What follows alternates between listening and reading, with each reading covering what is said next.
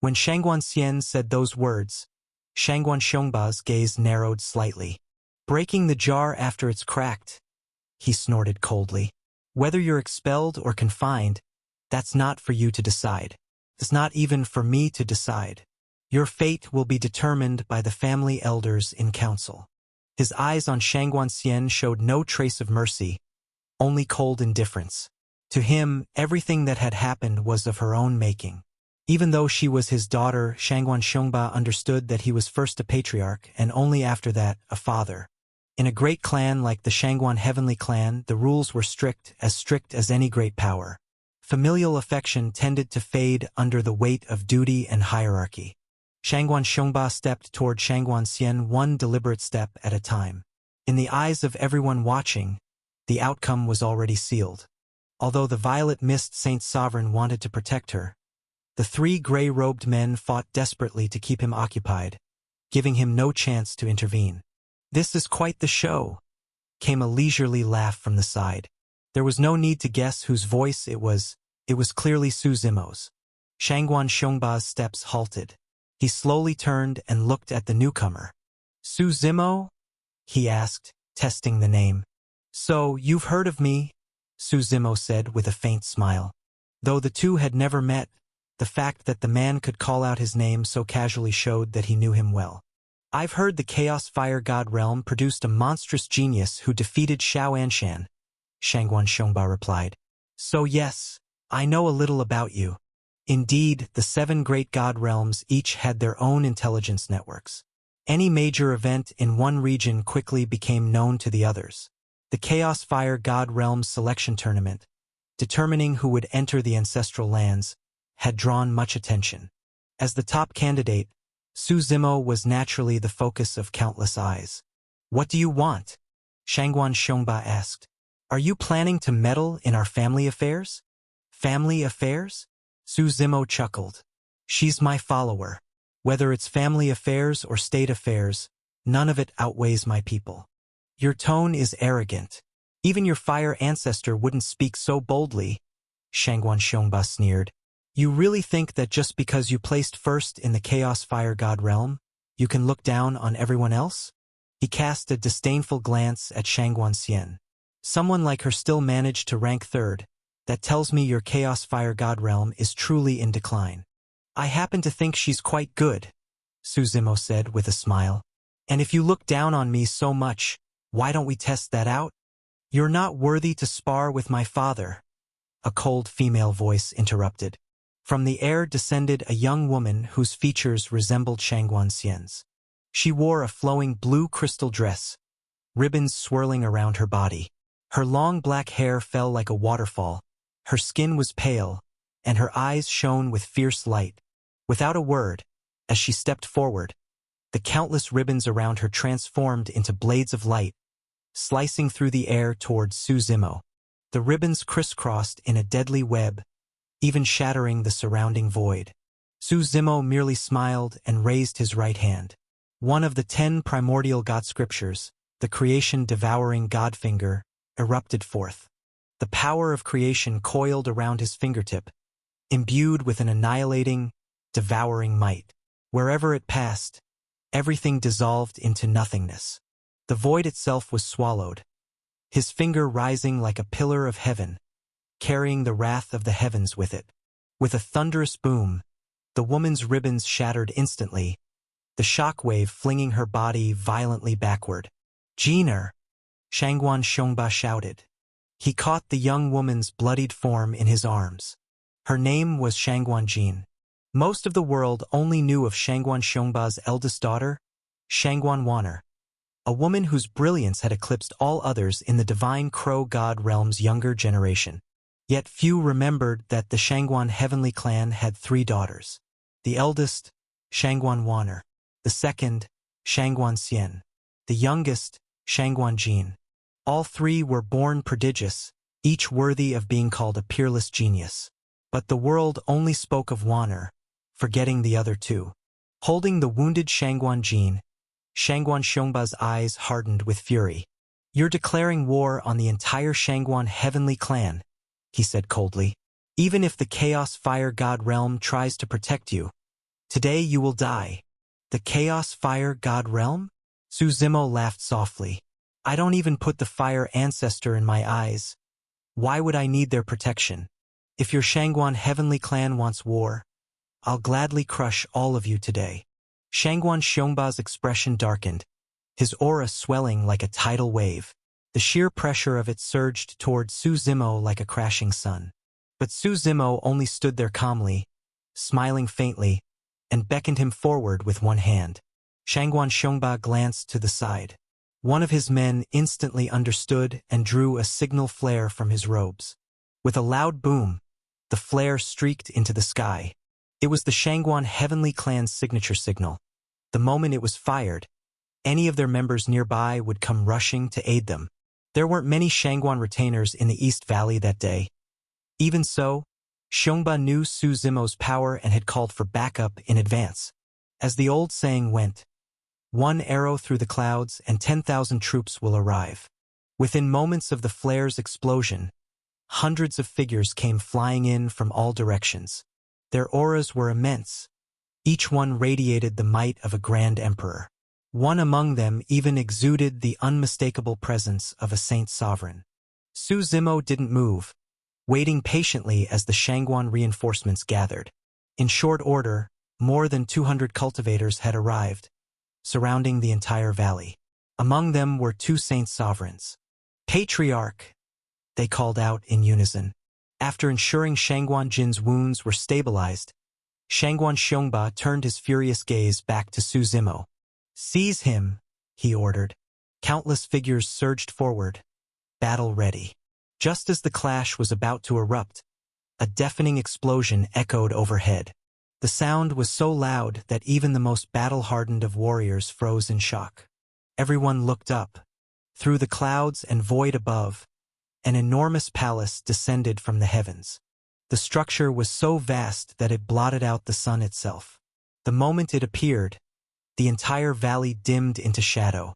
Then came a powerful, majestic voice that rolled through the sky like thunder. Welcome, everyone, to the Radiant Lands.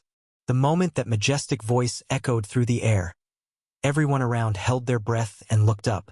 Even though the great palace floated 1,000 meters above the ground, the pressure it exuded made every heart tremble.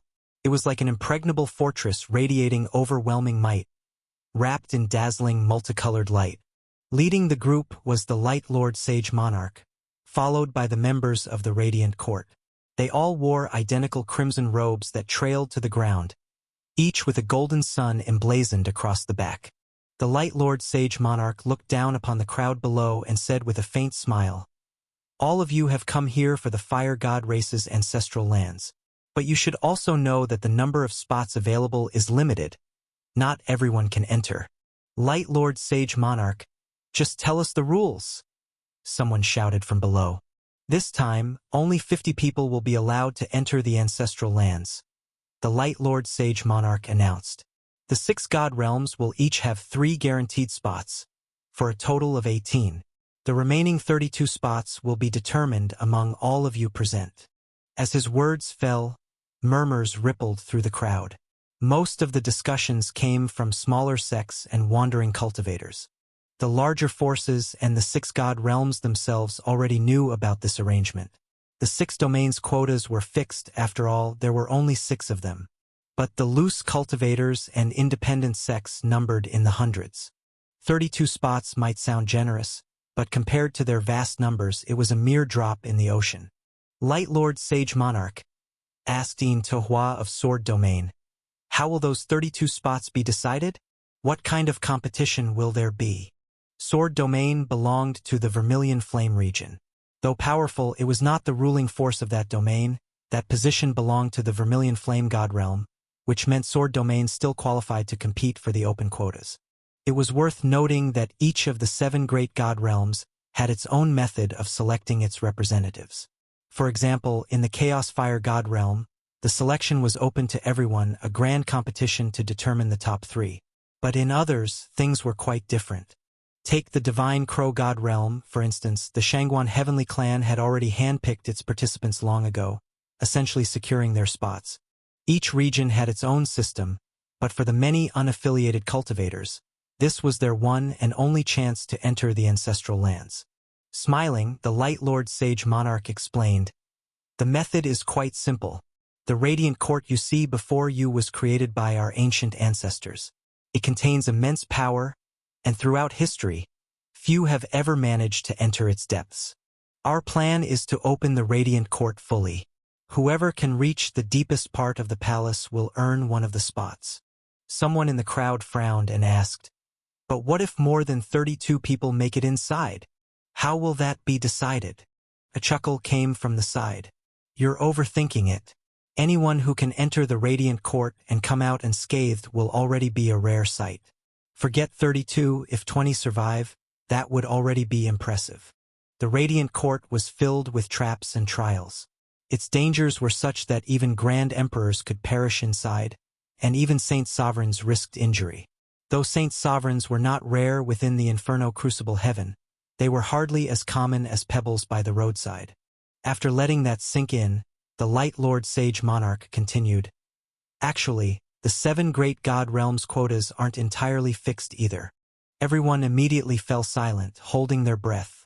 "If any of you manage to make it out of the radiant court alive," he said, "you will earn the right to challenge the representatives of the 7 great god realms. If you defeat them, their quota becomes yours, meaning your side will gain an extra spot." "What if the challenger loses?" someone asked. "Then they die," the Light Lord Sage Monarch replied, his smile fading. His answer left many confused. The 6 god realm slots were already distributed. Why add this challenge system at all? But Su Zimo thought it through and began to understand. Some of those representing the 6 god realms were pre-selected, not necessarily by strength but by connections, elders seeking to help juniors gain opportunities in the ancestral lands.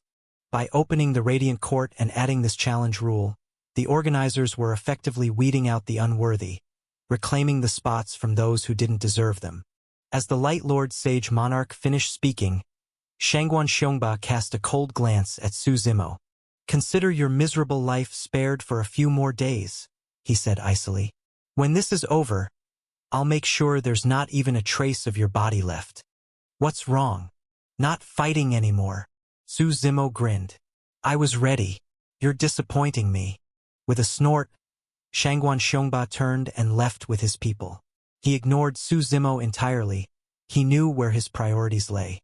Su Zimo indeed deserved death, but the Shangguan Heavenly Clan couldn't afford to jeopardize their greater objective to secure more places in the ancestral lands.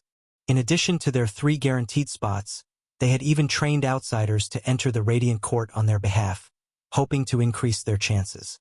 Once the Radiant Court representatives had departed, Su Zimo walked over to Shangguan Xian. "What happened?" he asked, frowning. "I went to take revenge," Shangguan Xian admitted. "You should know your own strength," Su Zimo said bluntly. "And you're still a Shangguan by blood. Is your hatred really that deep, just because of Shangguan Wanner?" "There's something I never told you," Shangguan Xian said quietly. "My mother was killed by that man." "Your family drama is too messy for me to care," Su Zimo said flatly. "But next time you want revenge or plan to kill someone, think about your own ability first. I might not save you again." "Thank you," Shangguan Xian murmured, lowering her head in shame. She stood up. After some meditation, her injuries had stabilized. She knew she'd acted rashly. Seeing her family again had blinded her with hatred, clouding her judgment. Silently, she followed Su Zimo as they headed back toward the Chaos Fire God Realm's camp. Realm Lord Bai was still inwardly shaken but didn't dare ask questions. Soon after, the violet mist Saint Sovereign descended from the sky. "It's a blessing that you're unharmed, Zimo," the Saint Sovereign said with a smile. When they had parted ways back in ancient Phoenix City, he had truly feared Su Zimo might have fallen into the hands of the Heavenly Court. "The matter with the water beasts is settled then?" "No trouble?" Su Zimo asked. The violet mist Saint Sovereign shook his head. "Want to take a look inside the Radiant Court?" Su Zimo said with a grin. "Maybe I can help you grab a spot in the ancestral lands." "I'm not interested in the spots," the Violet Mist Saint Sovereign replied with a smile. But the Radiant Court itself, that does intrigue me. For someone at the level of a Saint Sovereign like him, the temptation of the ancestral lands was not so great. Could that place really allow them to advance from Saint Sovereign to infinite Tao? Obviously not. So to the Violet Mist Saint Sovereign, his curiosity about the Great Hall outweighed any desire for the ancestral lands itself. Su Zimo and the Violet Mist Saint Sovereign arrived at the Chaos Fire God realm. Xiao Anshan looked at them, his gaze settling on Su Zimo. The Fire Ancestor has agreed, he said. Ancient Eternal God realm can become our affiliated power. Su Zimo nodded slightly, exactly as he had expected. The members of Ancient Eternal God realm began to merge with those of the Chaos Fire God realm. Above the sky, however, the Radiant Court was undergoing a tremendous transformation. What once stood as a fortress-like structure now radiated brilliant, multicolored light. These lights formed paths that seemed to stretch to the heavens, guiding all who wished to enter. Some people rose into the air and stepped upon the glowing roads, vanishing as they were swallowed by the light. Almost every force apart from the 7 great God realms began entering. From Ancient Eternal God realm's side, Realm Lord Bai ordered Lu Wuming to lead a group of talented disciples into the hall. If they could reach the end, all the better; if not, at least they would gain experience. Safety came first above all else. When all the other factions had set off toward the Radiant Court, only the 7 great God realms and a few elder escorts remained among the mountains. Many of these elders did not plan to enter the ancestral lands, not because they were unwilling, but because they wished to give the younger generation a chance. Everyone knew that although the ancestral lands held countless wonders, its benefits to Saint Sovereigns were limited. Otherwise, the Radiant Court would never have opened it so freely. This led many to wonder, what was the Radiant Court's true intention? Were they really acting out of goodwill by opening the fire domain? As Ancient Eternal God realms people rested and recovered, a soft laugh came from nearby. Realm Lord Bai, we meet again. Hearing that voice, Bai didn't even need to turn around. She already knew it was Wang Yunpeng. She turned her head slightly and said coldly, "What do you want?" "Nothing much," Wang Yunpeng replied with a grin. "I just wanted to see you." Bai frowned in confusion. By all logic, now that Ancient Eternal God realm had allied with the Chaos Fire God realm, the Fire Python Holy Lands shouldn't dare act so arrogantly. Yet Wang Yunpeng stood there, smug as ever, though not alone.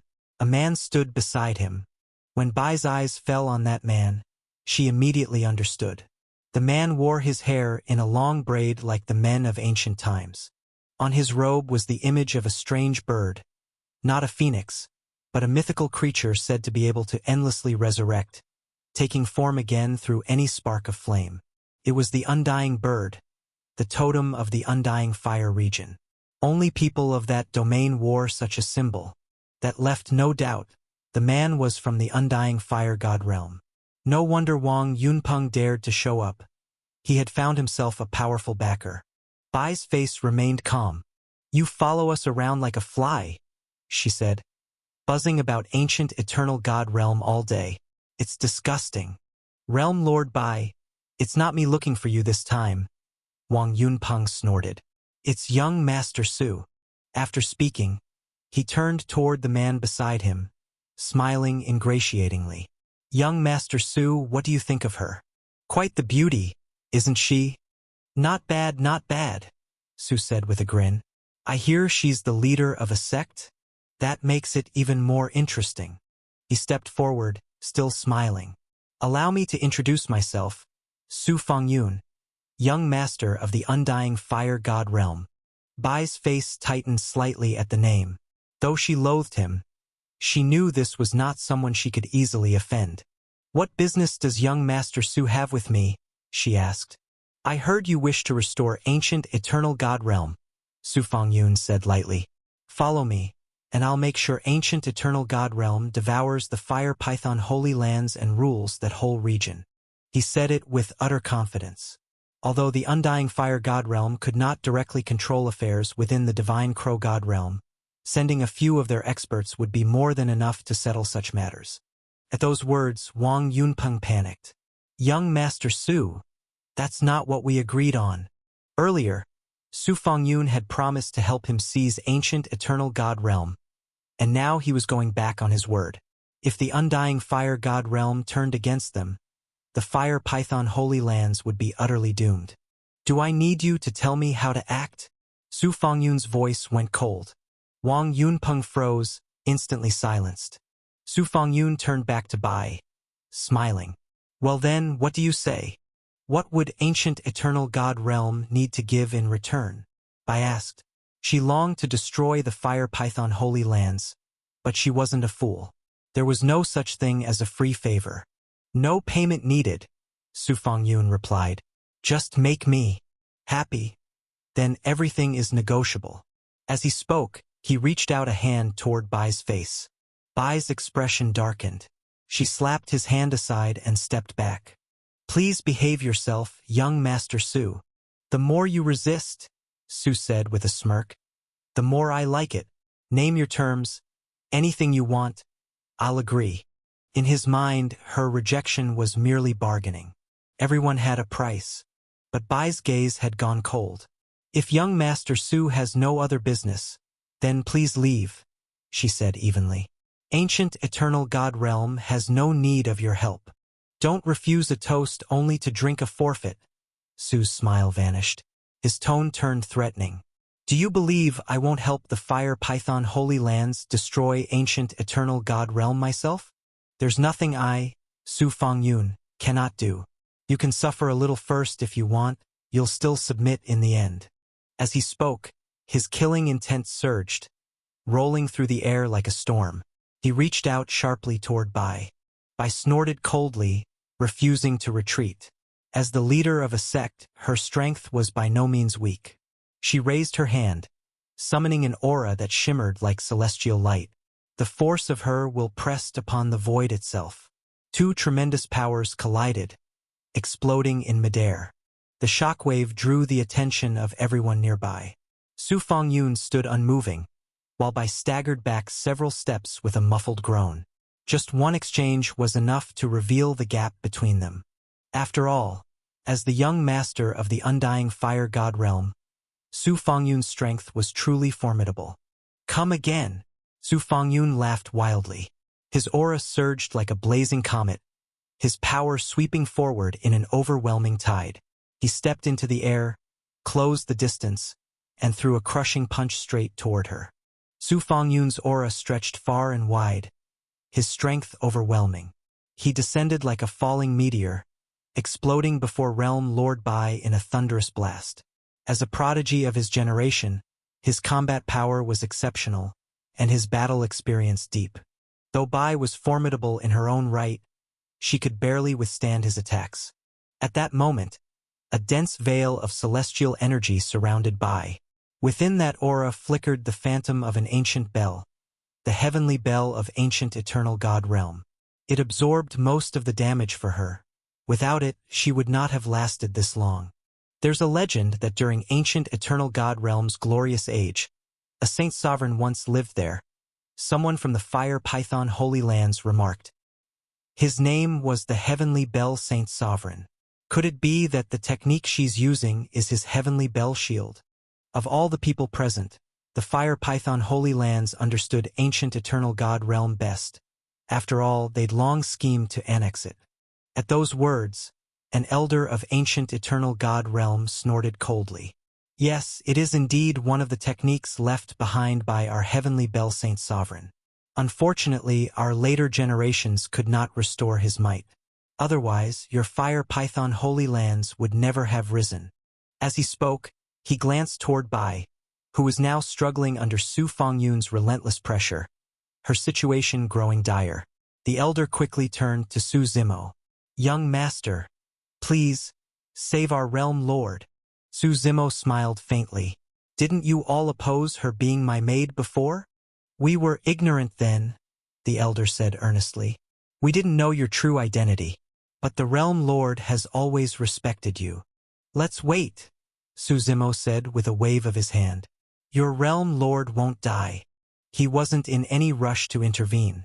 Instead, He watched Su Fengyun's fighting style with interest. The warriors of the Undying Fire God realm had a distinctive way of fighting. Their techniques were all modeled after the Undying Bird. In battle, they seemed like enraged divine birds. Arms like wings, legs like claws, and their bodies blazing with violet fire. That was the Undying Flame, said to heal any wound instantly. In its purest form, it manifested as the Undying Bird, a creature that could be slain and reborn again and again, truly immortal.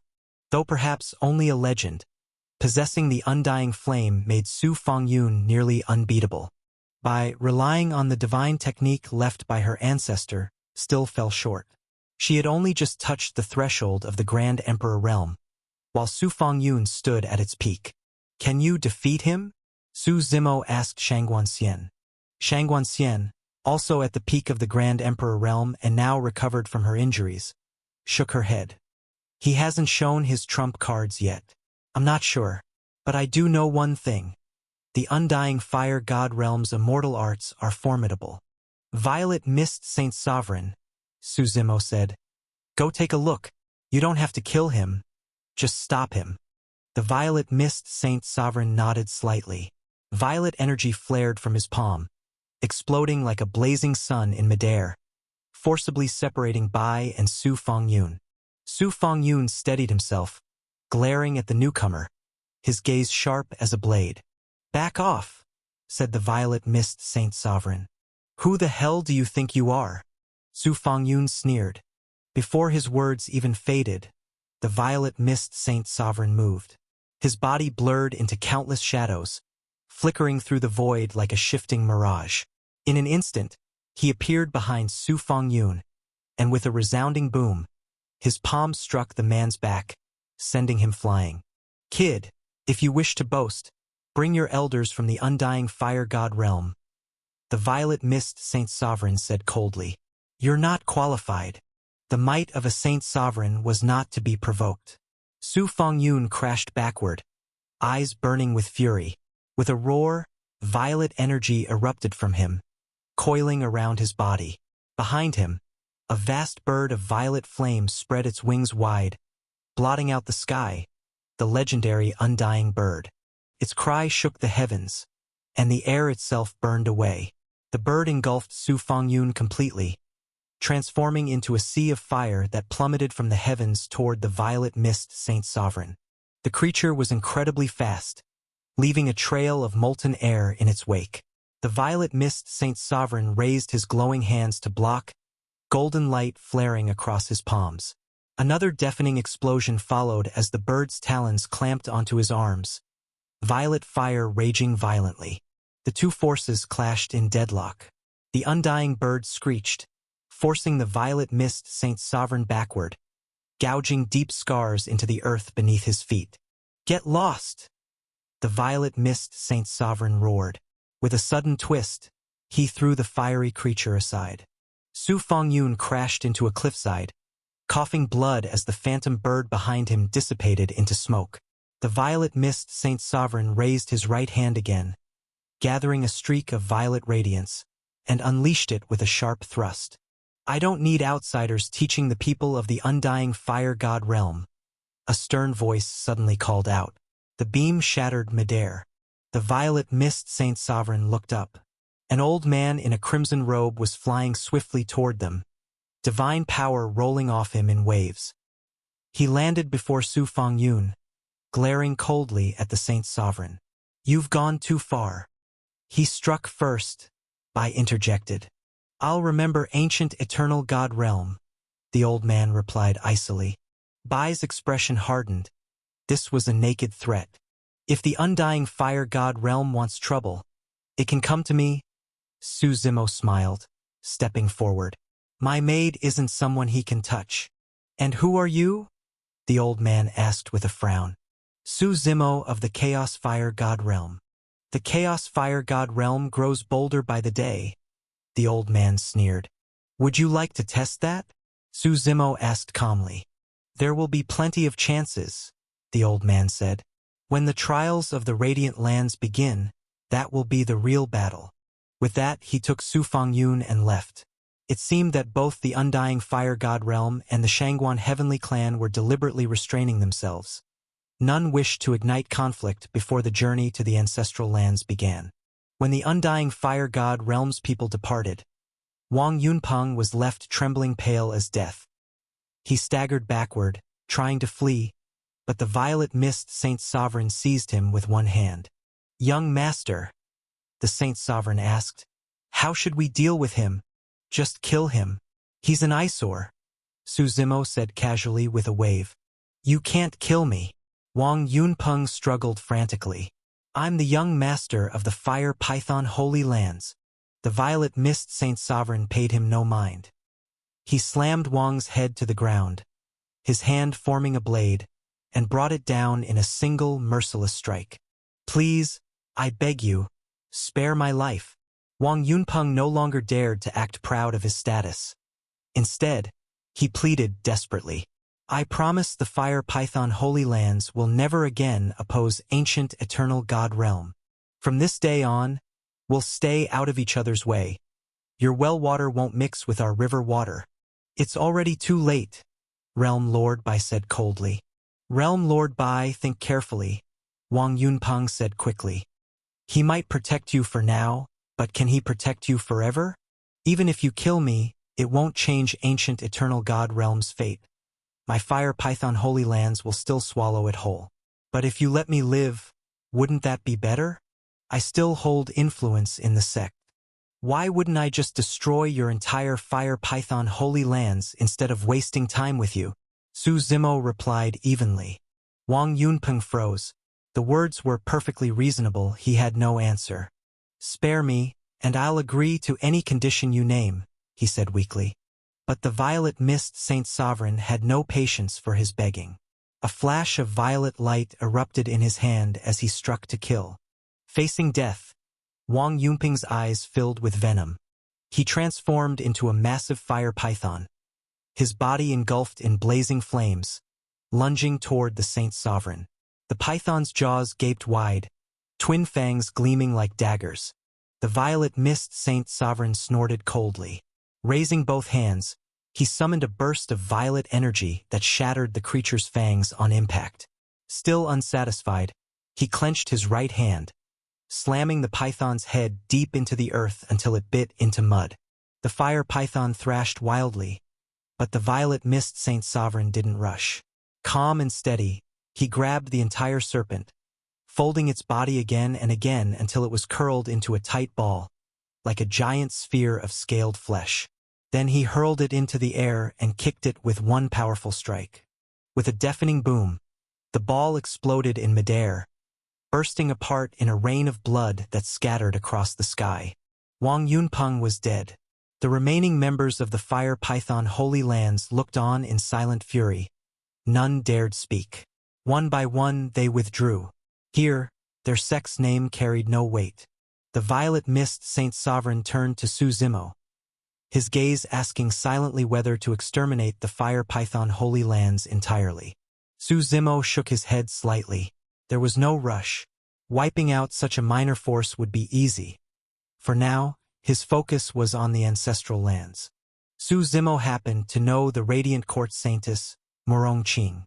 He planned to find her and learn the truth about the situation. He was well aware that the Radiant Court wouldn't open access to the ancestral lands without reason. They must be after something, though what it was remained a mystery to everyone but them. His main purpose for coming wasn't merely to participate. He also intended to use the myriad streams as a bargaining chip. Su Zimo was preparing to leave the Inferno Crucible Heaven soon, and before he did, he wanted to settle all unfinished business. He glanced up at the Radiant Court shining above the heavens. At that moment, the Fire Ancestor arrived with Xiao Anshan. The elder smiled at Su Zimo. "We'll be relying on you in the ancestral lands this time." "What do you want?" Su Zimo asked. "We of the Chaos Fire God realm should help each other, don't you think?" The Fire Ancestor chuckled. "Honestly, I have no other request. It's just that Anshan here, I've raised him as my successor. I hope you'll look after him inside." "What exactly is within the ancestral lands?" Su Zimo asked. They say it's a place of evolution. I don't know much beyond that. The people of the Radiant Court surely understand it best, the Fire Ancestor said. I don't need anyone's protection, Xiao Anshan interjected stubbornly. Don't act willful, the Fire Ancestor scolded. You may be one of the strongest among the younger generation of the Chaos Fire God realm, even undefeated when drawing upon the region's might. But in the ancestral lands, every region will send their most talented prodigies. None will be weak. Xiao Anshan lowered his head silently. The Fire Ancestor's words were absolute. He would not defy them. Fine, Su Zimo said lazily, waving his hand. Since you're from the Chaos Fire God realm, I'll look after him, for your sake. I've heard you've offended the Undying Fire God realm and the Shangguan Heavenly Clan, the Fire Ancestor said with concern. Be careful, especially of Shangguan Wanner. I met her once years ago, a truly extraordinary talent. In front of me, and she still dares call herself a prodigy? Su Zimo said with a grin. My favorite pastime is crushing so-called geniuses. The Fire Ancestor sighed helplessly. Su Zimo had the right to speak that way, but still, caution was never wasted. After chatting a while longer, Su Zimo rose into the air and flew straight toward the Radiant Court. At its grand entrance stood two golden-armored warriors. When they saw Su Zimo approach, they crossed their weapons to block him. Participants from the 7 great god realms are not permitted inside the Radiant Court, one declared. I'm not here to trespass, Su Zimo replied. I've come to see your Saintess Murong Qing. The Saintess is not someone you can meet at will, said one of the golden warriors. We cannot allow it. I'm an old acquaintance of hers, Su Zimo said calmly. Report my name, and she'll come out to see me herself. The two warriors frowned and exchanged glances. Normally, such a request could be ignored, but since he claimed to be an acquaintance, they hesitated. Finally, one of them went inside, while the other remained to guard the gate. As Su Zimo waited, he smiled and asked, Have you ever been to the ancestral lands? The golden-armored guard's eyes flickered. He was silent for a long moment before replying, The ancestral lands isn't a place just anyone can enter. That's a shame, Su Zimo said with a smirk. They're opening it to outsiders, yet won't even let their own people go in. You're trying to sow discord, the guard said flatly. Not really, Su Zimo shrugged. Just speaking the truth. As they talked, the other golden warrior returned from inside. Well? Su Zimo asked. The Saintess has invited you in, the guard said. Su Zimo nodded slightly and followed the warrior through the gates, heading into the heart of the Radiant Court. The moment he stepped inside, it felt as though he had entered a furnace. Heat radiated from all directions, and within moments sweat drenched his body. As he walked, Su Zimo noticed the path grew quieter and more secluded, oddly remote for a Saintess's residence. Does your Saintess really live somewhere this out of the way? Su Zimo asked with mild amusement. The golden warrior gave no reply, only continued leading the way forward. What's wrong? Su Zimo said suddenly, stopping in his tracks. Am I not going to see the Saintess after all? Do you wish to see her or not? The golden warrior asked. The golden-armored warrior spoke impatiently. Su Zimo frowned slightly, then relaxed his expression and asked, Tell me the truth. Who exactly wants to see me? You'll know when you get there, the warrior replied. So it's as I thought, you were lying to me, Su Zimo said.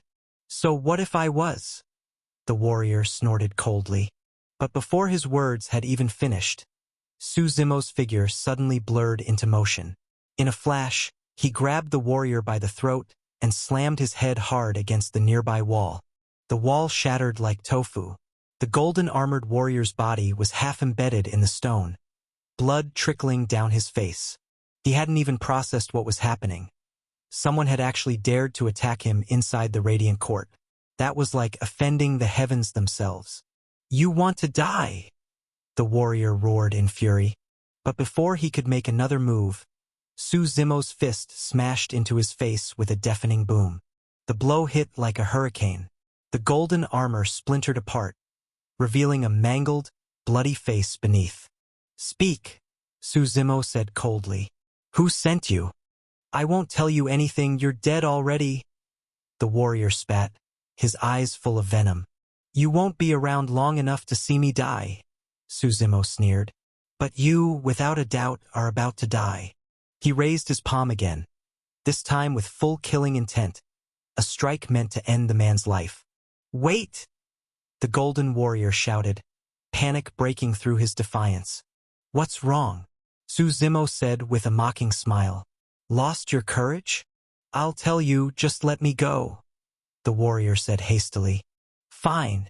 Suzimo nodded. It's young Lord Muyang, the warrior said quickly. I was originally going to report to the Saintess, but before I could see her, I was stopped outside by young Lord Muyang. When he heard your name, he ordered me to bring you to him instead. And who exactly is this Muyang? Suzimo asked. He's the holy son of the Radiant Court. His status is equal to that of the Saintess, the warrior explained. And what does he want with me? Suzimo asked, puzzled. He didn't recall ever meeting the man. I don't know, the warrior said. But whatever it is, the young lord must have his reasons. I've told you everything, now let me go. Sorry, Suzimo said with a faint smile. I've changed my mind. He tightened his grip and snapped the warrior's neck cleanly. Then, with a flick of his hand, flames erupted, reducing the corpse to ashes. From the moment the man had tried to deceive him, his fate had been sealed. Suzimo looked ahead. He was curious now. He wanted to see what kind of person this young Lord Muyang really was. He walked forward alone. The flames around him shifted from gold to a deeper gold-red hue. Eventually, Suzimo stopped before a lake. The entire surface of the lake shimmered with golden light, rippling like molten sunlight, reflecting what looked like a second sun floating in the air. Across the lake stood a small thatched hut. In front of it, a young man wearing a simple hemp robe sat by the water, fishing quietly. Muyang? Suzimo asked. Without turning his head, the young man replied calmly, Why are you looking for Qing'er? The Qing'er he mentioned could only refer to Murong Qing. She's an old acquaintance, Suzimo said lightly. I don't need to report to you for visiting her. Ever since Qing'er returned from the god-fiend abyss heaven, she's been thinking of someone constantly, Muyang said slowly, still gazing at the lake. If I'm not mistaken, that someone is you. You certainly talk a lot of nonsense, Suzimo said dryly. If you've got something to say, say it. Qing'er and I grew up together, childhood sweethearts. We've been betrothed since we were young, Muyang said evenly. So I'll give you a warning. Stay away from her. Suzimo couldn't help but laugh. Seems Murong Qing doesn't return your feelings. Otherwise, you wouldn't be here trying to prove your existence through me. What did you say? Muyang snapped, the fishing rod in his hand breaking with a crack. He rose slowly to his feet, and an immense pressure began to spread outward. The air around him churned like a storm. The flames that covered his body burned brighter and hotter, gold-red in color, radiating a heat so fierce it seemed capable of melting the world itself. I said, Suzimo repeated, smiling faintly. You're just trying to find a sense of presence because she doesn't care about you. So you're not afraid of me, Muyang said coldly. Do you believe I can revoke your qualification to enter the ancestral lands? As the young lord of the Radiant Court, his words carried weight. And do you believe, Suzimo replied casually, that I could make every fire-blooded being in your race kneel and call me daddy? He wasn't bluffing. He possessed the myriad streams, the key to overcoming the fire god race's inherent limitations. It was something every member of their kind needed to ascend higher. In that sense, Suzimo really was their father. Arrogant fool, Muyang snapped. He thrust his hand toward Suzimo. His aura flickered between the level of a grand emperor and that of a pseudo-saint sovereign, unstable, yet still formidable. So you haven't even broken through to Saint Sovereign, Suzimo said in disappointment. How boring. To kill you, I don't need to, Muyang roared. His palm descended like a burning sky. Suzimo's drew his blade behind him. One sweeping motion, and the fierce blade aura split Mu Yang's palm clean in two. "Kill," Su Zimo murmured. Shadow Tyrant exploded into thousands of overlapping blades, tearing through the void itself. Mu Yang struggled to shatter the incoming sword energy, but while he was distracted, Su Zimo stepped in and kicked him square in the chest. The impact sent him crashing into the lake, sending golden waves surging in every direction. Mu Yang stood up from the water, dripping wet and looking utterly disheveled. His aura was weaker now, settling firmly at the Grand Emperor Realm's peak. "If I weren't in the middle of breaking through," he growled, "I'd fight you to the death." He had been preparing to ascend to Saint Sovereign before entering the ancestral lands, hoping to increase his strength, and now he regretted holding back. "I'll gladly oblige you any time," Su Zimo said coolly, "but since you've delayed my business, how do you plan to repay me?" "Don't forget where you are," Mu Yang said through gritted teeth. "This is the Radiant Court." It was his domain, and as its young lord, he was confident Su Zimo wouldn't dare act recklessly here. "I've never been one for rules," Su Zimo said. In the blink of an eye, he was upon Mu Yang again. Shadow Tyrant floated above his head, unleashing endless waves of blade intent that surged like a storm. Mu Yang tried to defend himself, but it was already too late. The overwhelming pressure crashed down. Su Zimo moved like lightning, his strike landing squarely. Another heavy kick that sent Mu Yang hurtling through the air. "Damn you!" Mu Yang roared, hair disheveled, face twisted with fury. Behind him, his true fate appeared. A blazing golden sun that illuminated everything around it, its light devouring the sky. The sun behind Mu Yang gave off the feeling of a true sun, vast, radiant, and searingly hot. But Su Zimo knew that with Mu Yang's current strength, he was still worlds apart from possessing anything close to a real sun. Even if the man spent his entire life chasing that power, he would never reach it. Perhaps only the one who ruled within the Radiant Court truly possessed a sun. Of course, all of this was just Su Zimo's speculation. At that moment, the illusory sun blazing behind Mu Yang ignited furiously, and it felt as if the entire sky was burning. The golden lake beneath them began to boil. Instead of evaporating under the blinding light, the water seemed to grow more turbulent, waves surging higher and higher until the entire lake churned like a living thing. Mu Yang raised both hands and shouted. With a thunderous boom, the lake rose up like a tidal flood, sweeping towards Su Zimo.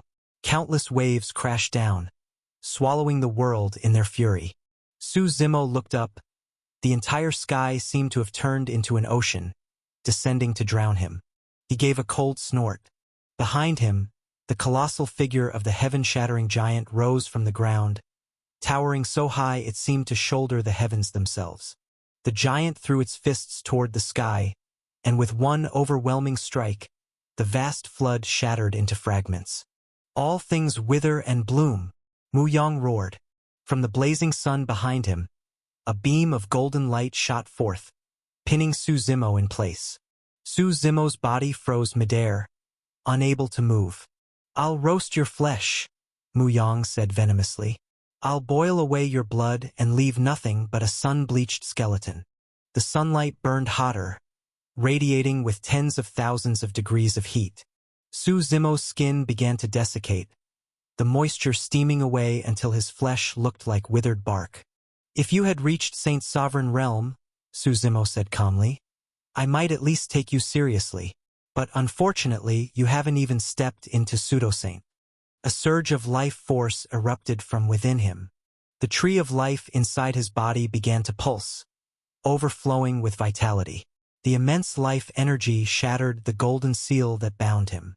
In an instant, Su Zimo's figure blurred, faster than sight, appearing before Mu Yang. His legs swept out in a powerful arc, smashing Mu Yang down from the air. Su Zimo reached out with both hands, and the blazing sun behind Mu Yang began to twist and distort. Within moments, the entire solar manifestation collapsed, crumpling in Su Zimo's grasp until it was completely extinguished. Mu Yang's true fate was crushed, the pain was excruciating, and his screams echoed through the lake. Su Zimo's fists rained down like a storm, each blow like a hammer strike. After dozens of punches, Mu Yang's chest was nothing but a collapsed, bloody mess, more mist than flesh.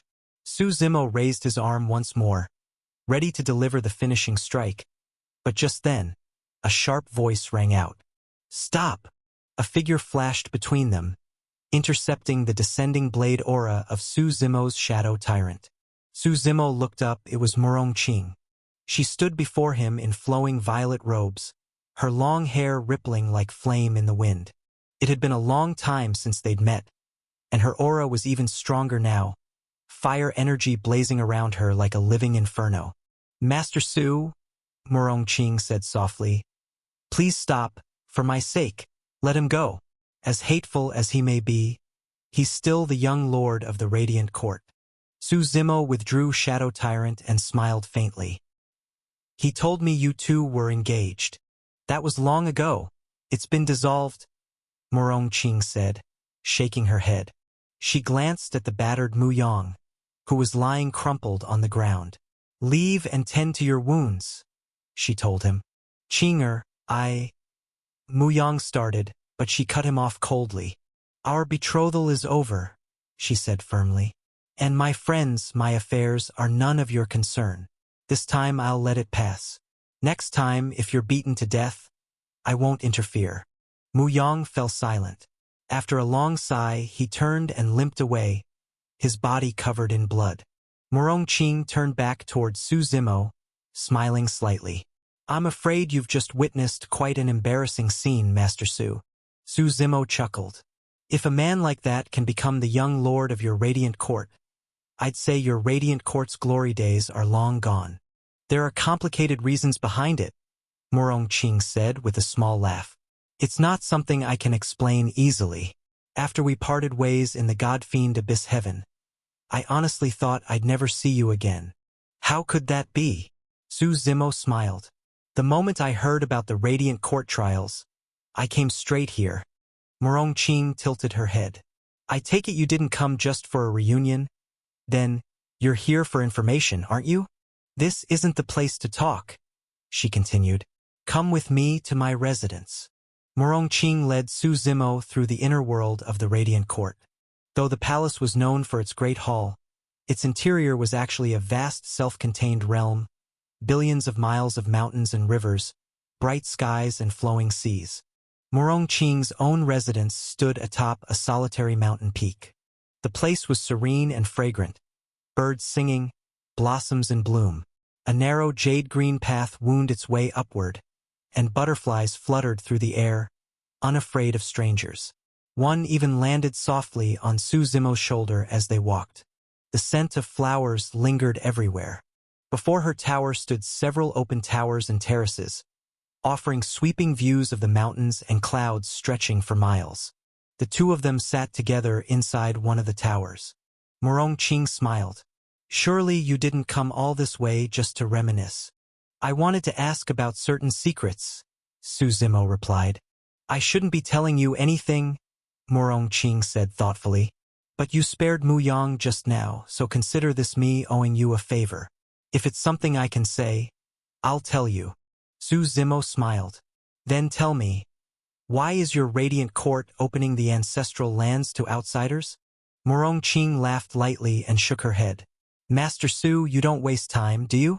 You're asking one of our highest secrets right away. That's something I really can't reveal. But I can promise you this. Our intentions are not malicious." "No ill intent?" Su Zimo said with a smirk. "You expect me to believe that? No one acts without gain." "We are part of the fire god race," Murong Qing said patiently. "Everything we do is for the good of our kind. But tell me, Master Su, you're human. Why are you so interested in fire god race affairs?" "I want to meet him," Su Zimo said suddenly. "Who?" Murong Qing blinked in surprise. "Your ancestor, Primordial Flame." Murong Qing froze, then shook her head quickly. "That's impossible. The ancestor hasn't met with an outsider in countless years. Not even I, nor the Light Lord Sage Monarch himself, are granted an audience." Unless the radiant court stands on the brink of destruction, the ancestor will never appear. And even then, it is always he who summons us, never the other way around. Hearing Murong Qing's answer, Su Zimo wasn't surprised. An existence like primordial flame had long since transcended into the level of an infinite Tao realm being, perhaps even one who had gathered the 3 flowers at his crown. Worldly matters no longer stirred such a being. It was entirely possible that even if the radiant court were to fall, primordial flame might not appear. Su Zimo waved his hand, and a wisp of flowing, crystalline water appeared in his palm. "Take this to your ancestor," Su Zimo said with a faint smile. "He'll meet me for sure." Murong Qing's brows furrowed in mild confusion. She carefully sensed the energy flowing within that stream of water, and was astonished by the overwhelming sense of familiarity and intimacy it evoked. An uncontrollable urge to absorb the power surged within her. "What is this?" she asked in surprise. She had never experienced such a sensation before. The power felt both familiar and alien, like something buried deep within her bloodline that had suddenly awakened. "How can this be?" Murong Qing murmured, unable to comprehend it. "You'll understand one day," Su Zimo replied calmly. "But right now, the matter is too great for me to explain." Murong Qing hesitated for a moment, then finally nodded. "I can bring this to the ancestor," she said. "But whether he'll agree to meet you or not, I can't promise." "I believe your ancestor will recognize its worth," Su Zimo said with a small smile. "As for your radiant court's purpose in opening the ancestral lands," he continued, "since you can't tell me, I won't press the issue. I'm more curious, what's inside the ancestral lands? That place is where our fire god race first originated." Murong Qing replied with a faint smile. "What do you think might be there, Master Su?" "If there's nothing interesting, I won't bother entering," Su Zimo said, waving his hand dismissively. "Don't play riddles with me." "I can only tell you this," Murong Qing said. "Within the ancestral lands exists the flame of life, and the heavenly court values that flame immensely. They might even attempt to seize it. With your ancestors still alive, the heavenly court wouldn't dare to start a war," Su Zimo said, shaking his head. The 9 heavens were in a delicate balance. Though every heaven appeared to rule independently, unseen connections bound them all. No one wanted the heavenly court to grow too powerful, lest they be crushed one by one. If the radiant court were attacked, not only would they retaliate, but other forces across the 9 heavens would likely join in. The result would be total chaos, a war that would engulf all realms. That was the last thing the heavenly court wanted. Once the 9 heavens descended into disorder, it would be like a quagmire dragging everyone in. And in such a state, the ones who would profit most would be the ancient demon race. The heavenly court would no longer have the chance to target Su Zimo, allowing the infernal lord himself to maneuver freely. From every perspective, the heavenly court would avoid open conflict, unless they had grown strong enough to crush the entire 9 heavens at once. Murong Qing didn't argue with his reasoning. She merely smiled and said, "Perhaps not openly, but what about secretly?" Su Zimo nodded slightly. "That's true enough. There were always hidden ways to achieve things. But that was the Radiant Court's problem, not his." He stood up. "All right, I should be going. Remember to deliver that item to your ancestor." "I will," Murong Qing said with a nod. "Be careful of the others." After bidding her farewell, Su Zimo didn't immediately leave the Radiant Court. Instead, he decided to take a walk around the place. The Radiant Court intrigued him. Its flames weren't overwhelmingly intense. Instead, they carried a sense of inclusion, as though they could embrace all things. It felt as if any type of power could be absorbed and harmonized by this fire. Su Zimo walked to the end of a long corridor, where a mural stretched across the wall. Such murals were common within the Radiant Court. Most of them depicted the secret histories of the Inferno Crucible Heaven. The one before him now told the story of the Fire of Inheritance. It was said that long ago, the Inferno Crucible Heaven hadn't belonged entirely to the fire god race. Some lands still lay beyond the reach of flame, hidden paradises untouched by fire. Different races once thrived there, Among these places was a land known as Primal Frost Island. It was a realm of eternal winter, where cold reigned supreme. Those who lived there endured the endless torment of snow and frost, until one day, the fire god race's wars spread to their shores. At that time, there was a warlord among the fire god race, a mad conqueror. He built a vast empire and sought to bring the entire Inferno Crucible heaven under his dominion through conquest. In that war, Primal Frost Island fell. But the madman's empire, too, fractured and collapsed in the end. What remained of the island became known as the last paradise of the Inferno Crucible heaven. After Primal Frost Island's fall, the fire god race became the undisputed rulers of the entire heaven. Standing before the mural, Su Zimo could sense that the image itself seemed to burn. He extended a hand, conjuring a single droplet of water, nothing special, just an ordinary drop. When he placed it into the flames, it didn't evaporate as one might expect. Instead, the water and fire merged perfectly, blending into a single, harmonious glow. "How does this flame look to you, young master?" came a sudden voice beside him. Su Zimo turned and saw a figure standing silently at his side, though he hadn't sensed his arrival. "Allow me to introduce myself," the figure said. "I am the Night Sovereign." Su Zimo studied him. The man was shrouded completely in a long, grayish-brown robe, his presence indistinct and spectral, like a shadow, or perhaps a cloud of mist. "Rather than call it a flame," Su Zimo said with a faint smile, "I'd say it's more of a consciousness. The consciousness of fire itself, self-aware, all-embracing. As the saying goes, the sea is vast because it can contain all rivers." "Then tell me," the Night Sovereign said, "do you think this flame could replace the fire god race?" Su Zimo paused, his expression unreadable. "What do you think?" he asked in return. The Night Sovereign was silent for a long time. "We have always pursued a great goal," he finally said. "I know," Su Zimo replied with a nod. "I may not know every detail, but I can guess what your people are trying to accomplish by opening the ancestral lands." "Do you know who I hate most?" the Night Sovereign asked suddenly. "The Heavenly Court?" Su Zimo replied casually. "Or those pretenders who claim to be of the fire god race?" "No," the Night Sovereign said coldly. "Traitors. Outsiders can be hated, yes, but betrayal from one's own kind is unforgivable. If the fire god race is ever to rise again," he continued, "the first ones who must die are not our enemies, but the traitors among us." "Who betrayed you?" Su Zimo asked curiously. "You'll find out when we reach the ancestral lands," the Night Sovereign replied. "I've heard much about you from the Light Lord Sage Monarch," he added. "There are some matters I'd like your help with." "Don't," Su Zimo interrupted, waving his hand. "I'm just a businessman. I don't meddle in fire god race affairs." To put it bluntly, even if the fire god race were annihilated tomorrow, it had nothing to do with him. Unless they could offer the proper price, he certainly wouldn't hand over the myriad streams.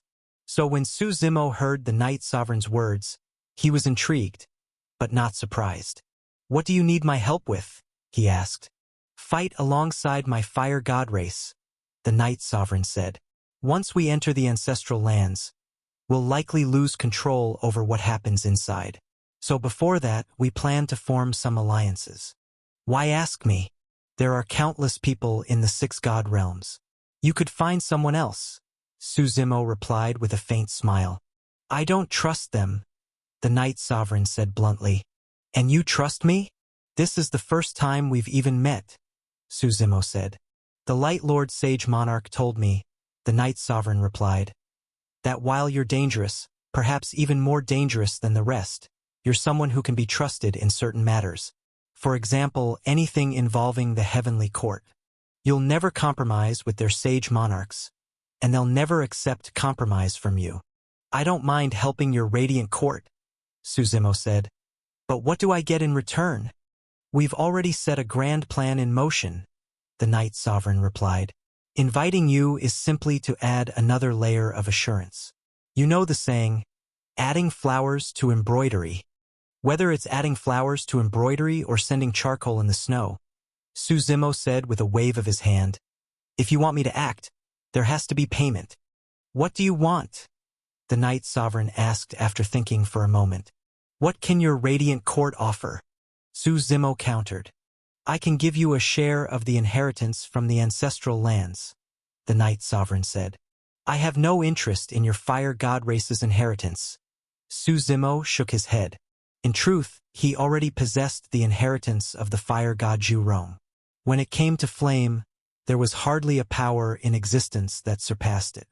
Then what do you want? The Night Sovereign pressed. I've heard your radiant court possesses a sunflower, Su Zimo replied. The moment he said it, the Night Sovereign's expression hardened.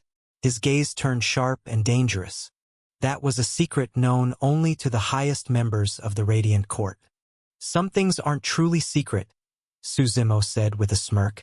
The sunflower was seized from the red folk. Knowing that isn't so difficult.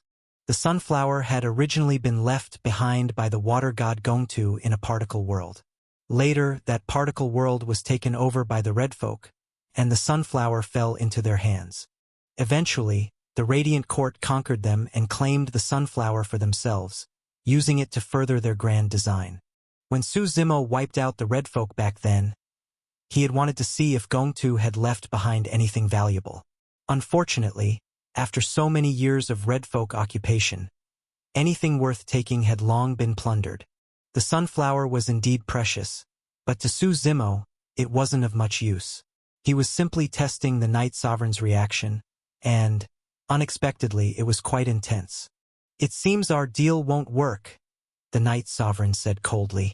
That's fine by me, Su Zimo shrugged. He turned to leave, but the Night Sovereign stopped him. Master Su, the Night Sovereign said, even if we can't work together, I hope you won't interfere with our plans. Then tell your people not to provoke me, Su Zimo replied. That may be difficult, the Night Sovereign admitted awkwardly. With so many involved, it's hard to control them all.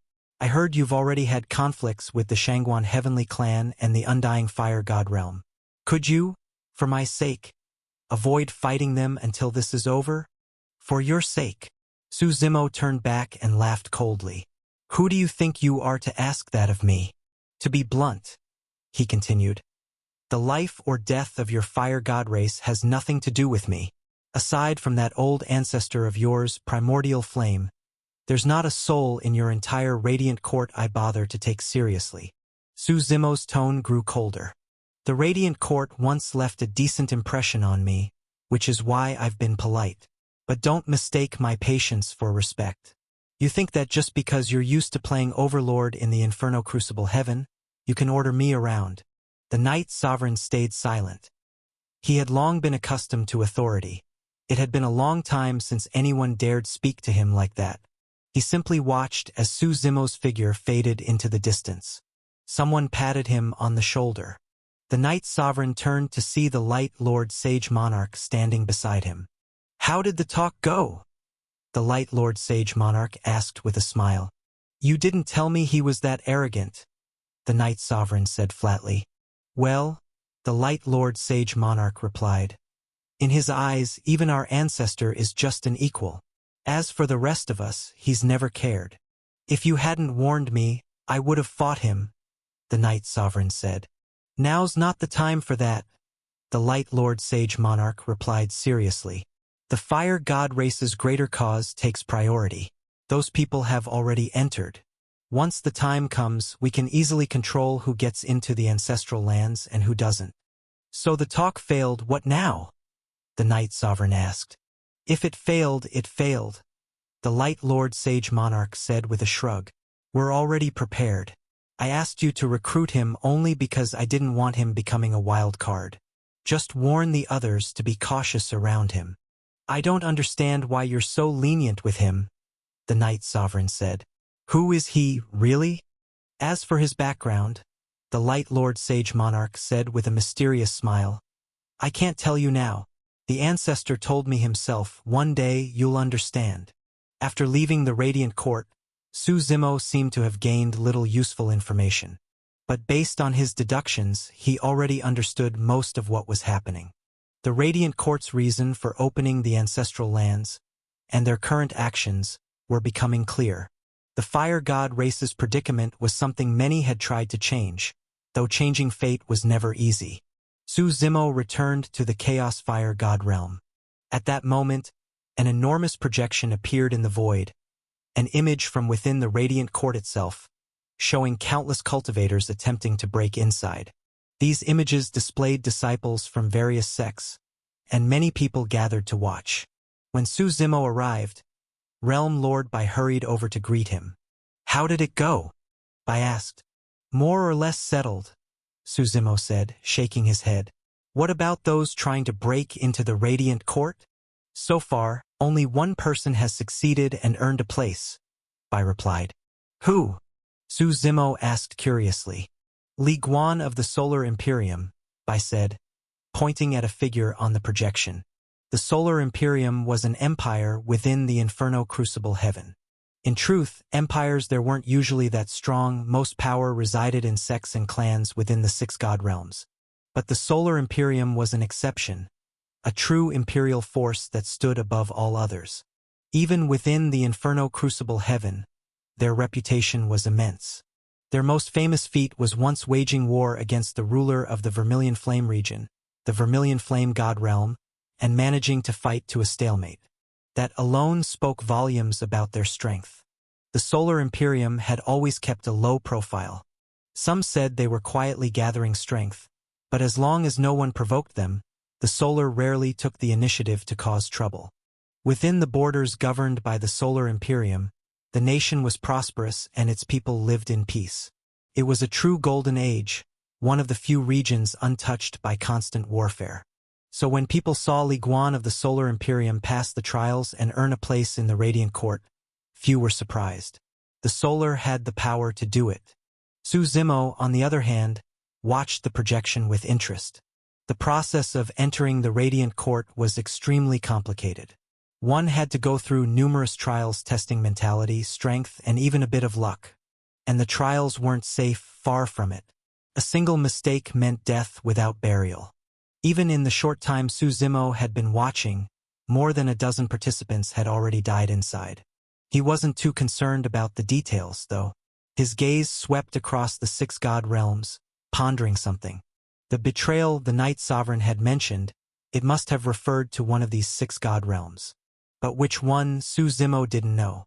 He glanced at the Fire God race's representatives, and silently hoped it wasn't the Chaos Fire God realm. After all, he was fighting on its behalf. Though many had joined the Radiant Court trial, the selection was fast and ruthless. Those who failed were instantly eliminated. In the blink of an eye, most were either dead or disqualified. Even those from the ancient Eternal God realm weren't exceptions. Nearly everyone under Lu Wuming's command had been eliminated, though thankfully no one's life was in danger. "Isn't that Song Wushuang from the Peerless Tower? And that's Bai Yu, the Moon Palace's true immortal. These are all big names, people you almost never see in public. They're all showing up today. Look, that's Wang Chong, the Overlord himself. He passed too." In the projection, nearly everyone who made it through the Radiant Court's trials was a prodigy, young but already famous throughout the god realms. The six god realms waited in tense silence. One after another, names were announced. Many had thought earning one of the 36 spots would be nearly impossible, but they had underestimated the allure of the ancestral lands. Even long-hidden geniuses came out from seclusion to compete. In the end, the 36 finalists were decided faster than anyone expected. After a bloody contest that left millions dead or defeated, the 36 chosen ones finally emerged. A tremendous force burst from the Radiant Court, expelling everyone else. The crowd reappeared outside in the surrounding mountains. What had been quiet only moments ago now erupted with noise and excitement. Cheers, laughter, and murmurs filled the air. Some rejoiced, others despaired. The factions of the chosen 36 celebrated, while the rest became nothing more than spectators. A thunderous explosion echoed from the heavens. The Light Lord Sage Monarch appeared again in the sky, accompanied by the elders of the Radiant Court. Light Lord Sage Monarch, now that the trials are over, can the duels begin? Li Guan of the Solar Imperium was the first to speak. Of course, said the Light Lord Sage Monarch with a wave of his hand. That's exactly why I'm here. A massive arena descended from the void. It expanded instantly, growing thousands of times larger. With a deafening crash, it struck the ground, shaking the earth and sending stones flying. The arena split into several smaller ones, each like an ancient battlefield, vast and imposing, radiating an aura of age and history. The ground was a grayish-brown hue, with faint streaks of dried crimson that hinted at ancient blood.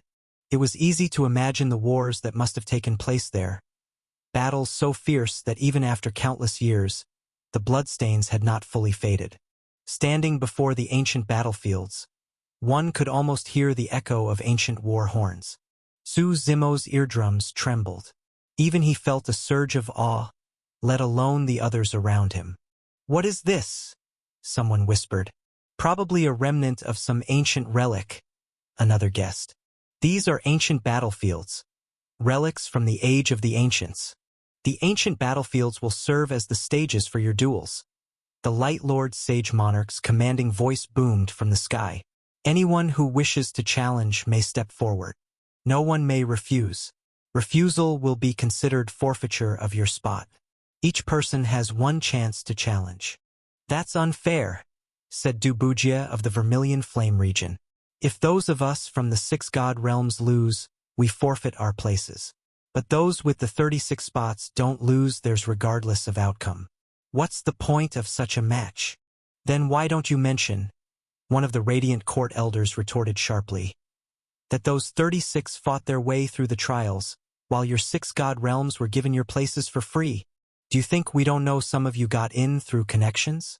The Radiant Court is no place for mediocrity." At those words, Dubujia's face flushed with shame. Indeed, with his strength alone, he had no right to enter the ancestral lands. But his father was the realm lord of the Vermilion Flame God realm, ruler of the entire Vermilion Flame region, one of the 6 great overlords. So he had used his influence to secure his son a spot. He hadn't expected the Radiant Court to set up such a trap. It was clearly designed to expose and target people like him. "Who will go first?" the Light Lord Sage Monarch asked calmly, silencing the arguments. Once again, Li Guan of the Solar Imperium stepped forward. His gaze swept over the representatives of the 6 god realms. For many, the pressure was immense. Someone like Su Zimo was utterly indifferent. But those like Dubujia were sweating, praying they wouldn't be chosen. "I challenge." "Dubujia of the Vermilion Flame region," Li Guan said. Dubujia's face turned dark red, almost purple. "If someone hands me a spot, why wouldn't I take it?" Li Guan said with a grin. "Don't look down on me," Dubujia growled, stepping onto the ancient battlefield. "Don't worry," Li Guan replied. "Even a lion uses its full strength to kill a rabbit. I understand that principle well. I'll use my full power to crush you." The two of them entered the battlefield. Li Guan stood tall and solemn, exuding the aura of a sovereign from ages past. Though he had yet to inherit his empire's throne, he already carried the bearing of a young emperor. "I'll let you strike first," Li Guan said, gesturing for Dubujia to begin. "Kill!" Dubujia roared. A vast, oceanic surge of power erupted from his body, sweeping toward Li Guan like a tidal wave. "Just entered the Grand Emperor realm?" someone muttered when they sensed his aura, frowning slightly, even before Li Guan had made his move. That aura of someone newly entering the Grand Emperor realm was indeed rather weak. By age alone, Dubujia reaching such a realm could have been considered the mark of a prodigy. But here, that didn't mean much. In this gathering, every young person present was a prodigy. What truly mattered now was not simply being gifted, but being the best among geniuses. So the moment Dubujia's cultivation was revealed, many around began to doubt him. Has the Vermilion Flame God realm run out of people to send this sort of trash to compete? A young man from the Hellfire God realm sneered. A large Wang, king, character was engraved on his forehead, a symbol of his clan's arrogance. The Hellfire and Vermilion Flame regions bordered one another, their rivalry long-standing. Every chance to mock the other was taken eagerly. The Vermilion Flame Palace Lord's face turned iron blue, yet he couldn't say a word. His gaze locked on the ancient battlefield. Li Guan was completely overwhelming Du Bujie. He could have ended the fight at any time but chose not to, toying with him instead. For Du Bujie, this battle was pure torment. "You're insane," Du Bujie roared. "If you want to win, then win.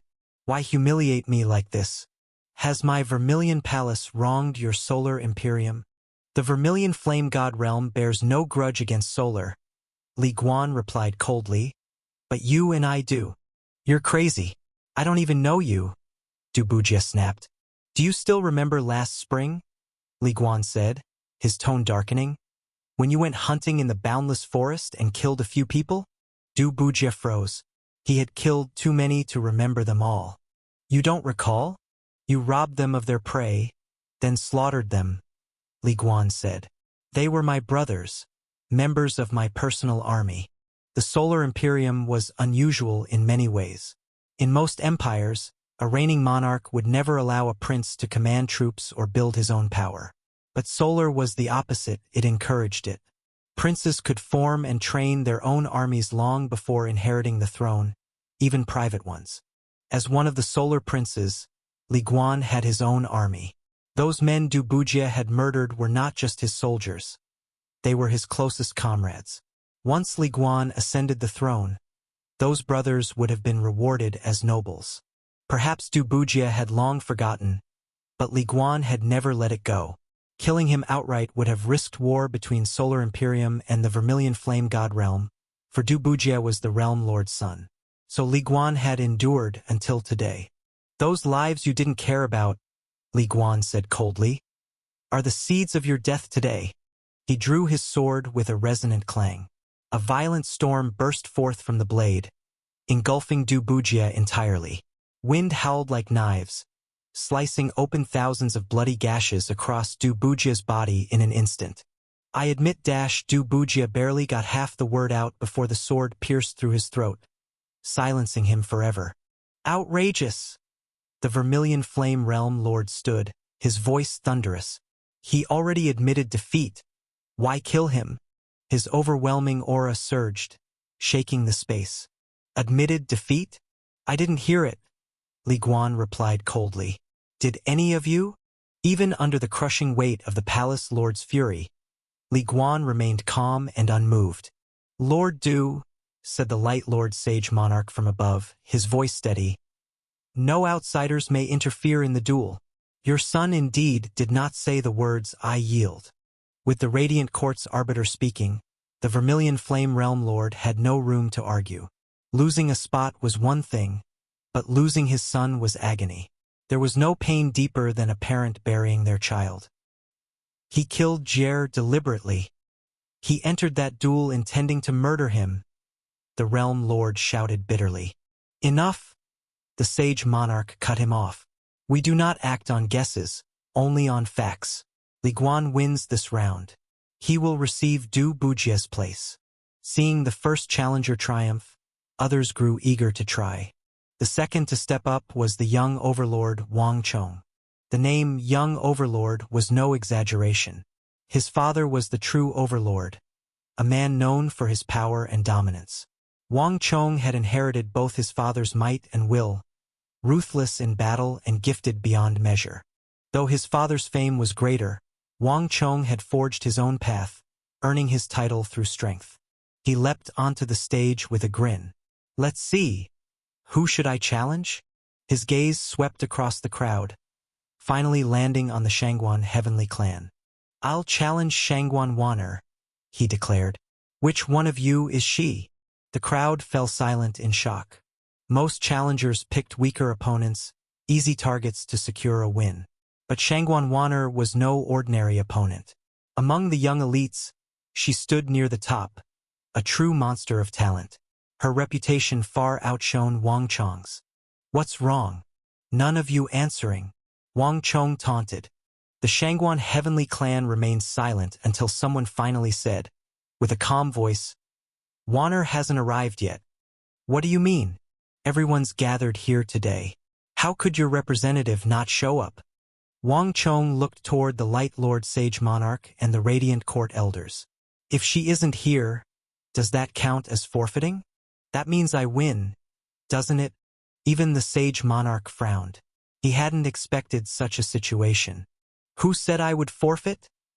A sharp, cold voice cut through the air. "Defeating you will take no more than the flick of a finger." At that moment, a blazing phoenix streaked across the sky. It was dazzling, its entire body crimson red, like a sea of blood spilling over the heavens, blotting out the sun. The phoenix's cry was piercing, shaking the air. All eyes turned upward. Those with sharp vision soon noticed that on the phoenix's back stood a woman in flowing robes. She looked like an immortal descending to the mortal world, graceful, calm, untouched by the chaos around her. A faint aura of celestial energy surrounded her, giving her an unshakable serenity, as if even the collapse of mountains could not disturb her still heart. She was breathtakingly beautiful, her skin pale as snow, her eyes clear as water, gaze calm yet cutting. Her lips were a soft shade of cherry red. Dangling from her earlobes were a pair of diamond-shaped crystal pendants. She was indeed beautiful, but beauty alone is too common in the world. People have seen plenty of it. What made her unforgettable was her bearing. She truly carried the aura of a celestial being. Riding a phoenix, she slowly descended and stopped in the air above everyone's heads. A cool, clear voice drifted down from the sky. "You've worried, Father, and all you uncles as well. On my way here, I happened to encounter this phoenix. I thought to subdue it, it took a little time." At those words, everyone felt a chill in their hearts. Phoenix. To her, it sounded like nothing more than a minor delay. It was arrogant, yes, but even so, many had to admit there was something natural about that arrogance. It wasn't deliberate posturing.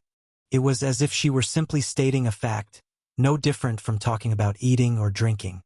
"The daughters of the Shangguan heavenly clan are all extraordinary," someone sighed.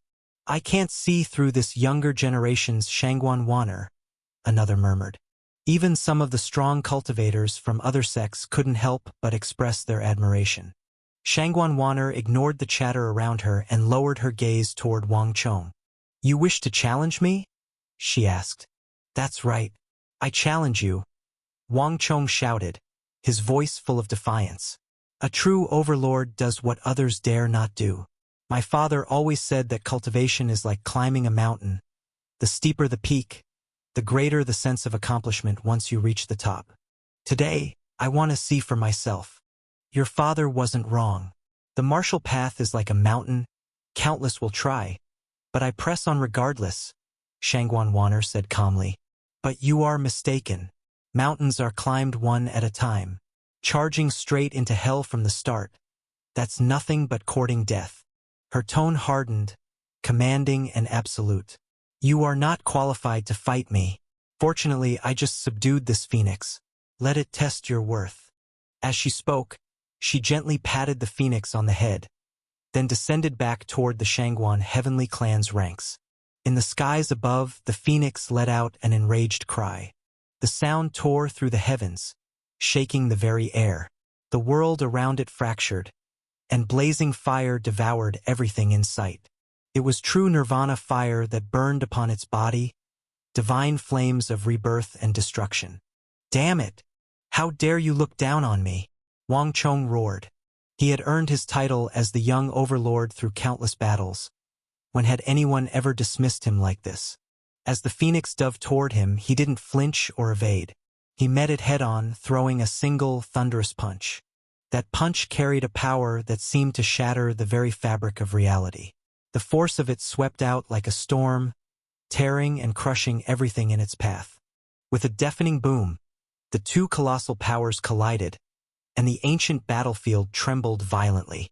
"Who do you think will win?" asked Realm Lord Bai, glancing curiously at Su Zimo. She still placed great faith in Su Zimo's judgment. "Who do you want to win?" Su Zimo replied with a grin. Of course, Wang Chong, she said lightly. Doesn't the Shangguan heavenly clan have a grudge against you? Wang Chong won't make it. Su Zimo shook his head, glancing up at Shangguan Wanner. She's proud, yes, but she's got the skill to back it up. In that case, Realm Lord Bai said thoughtfully, you may have gained yourself a powerful new rival. Su Zimo waved a hand dismissively. No need to worry. My opponents are all at the level of Saint Sovereigns and Sage Monarchs. She's not there yet. Realm Lord Bai laughed. Sometimes, you sound even more arrogant than she does. But I like your confidence. On the ancient arena, the Phoenix and Wang Chong had separated after several violent exchanges. By logic, the Phoenix's beastly physique should have given it a massive advantage. Yet Wang Chong was proving astonishing. In both strength and endurance, he was overwhelming the Phoenix. His fighting style was sheer dominance, no fancy techniques, no weapons, just pure brute force. Every punch and kick made the ground quake, like a humanoid monster unleashed. The Phoenix's Nirvana fire was said to be a supreme flame. But when it fell upon Wang Chong, it had no effect whatsoever. It was as though he was born immune to fire. He's carrying a treasure that wards off flames, Su Zimo observed instantly. Without fear of the Phoenix's fire, Wang Chong grew fiercer by the moment. Within minutes, the Phoenix was battered and bleeding, its strength fading rapidly. The spectators couldn't help but cheer. This Wang Chong truly deserves the title of Young Overlord. I heard Shangguan Wanner has never been defeated. Maybe she's not as great as they say. Wang Chong's going to win. Let's see how Shangguan Wanner reacts now. While the crowd whispered excitedly, the Phoenix gathered the last of its strength for a final, suicidal strike.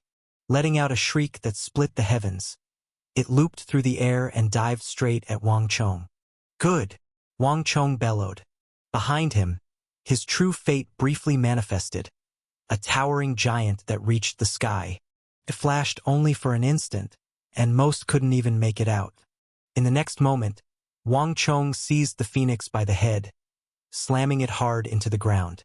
Then his fists rained down like a storm, pounding the creature's skull again and again. With a single, earth-shaking crack, the Phoenix's head exploded. Come down and fight me!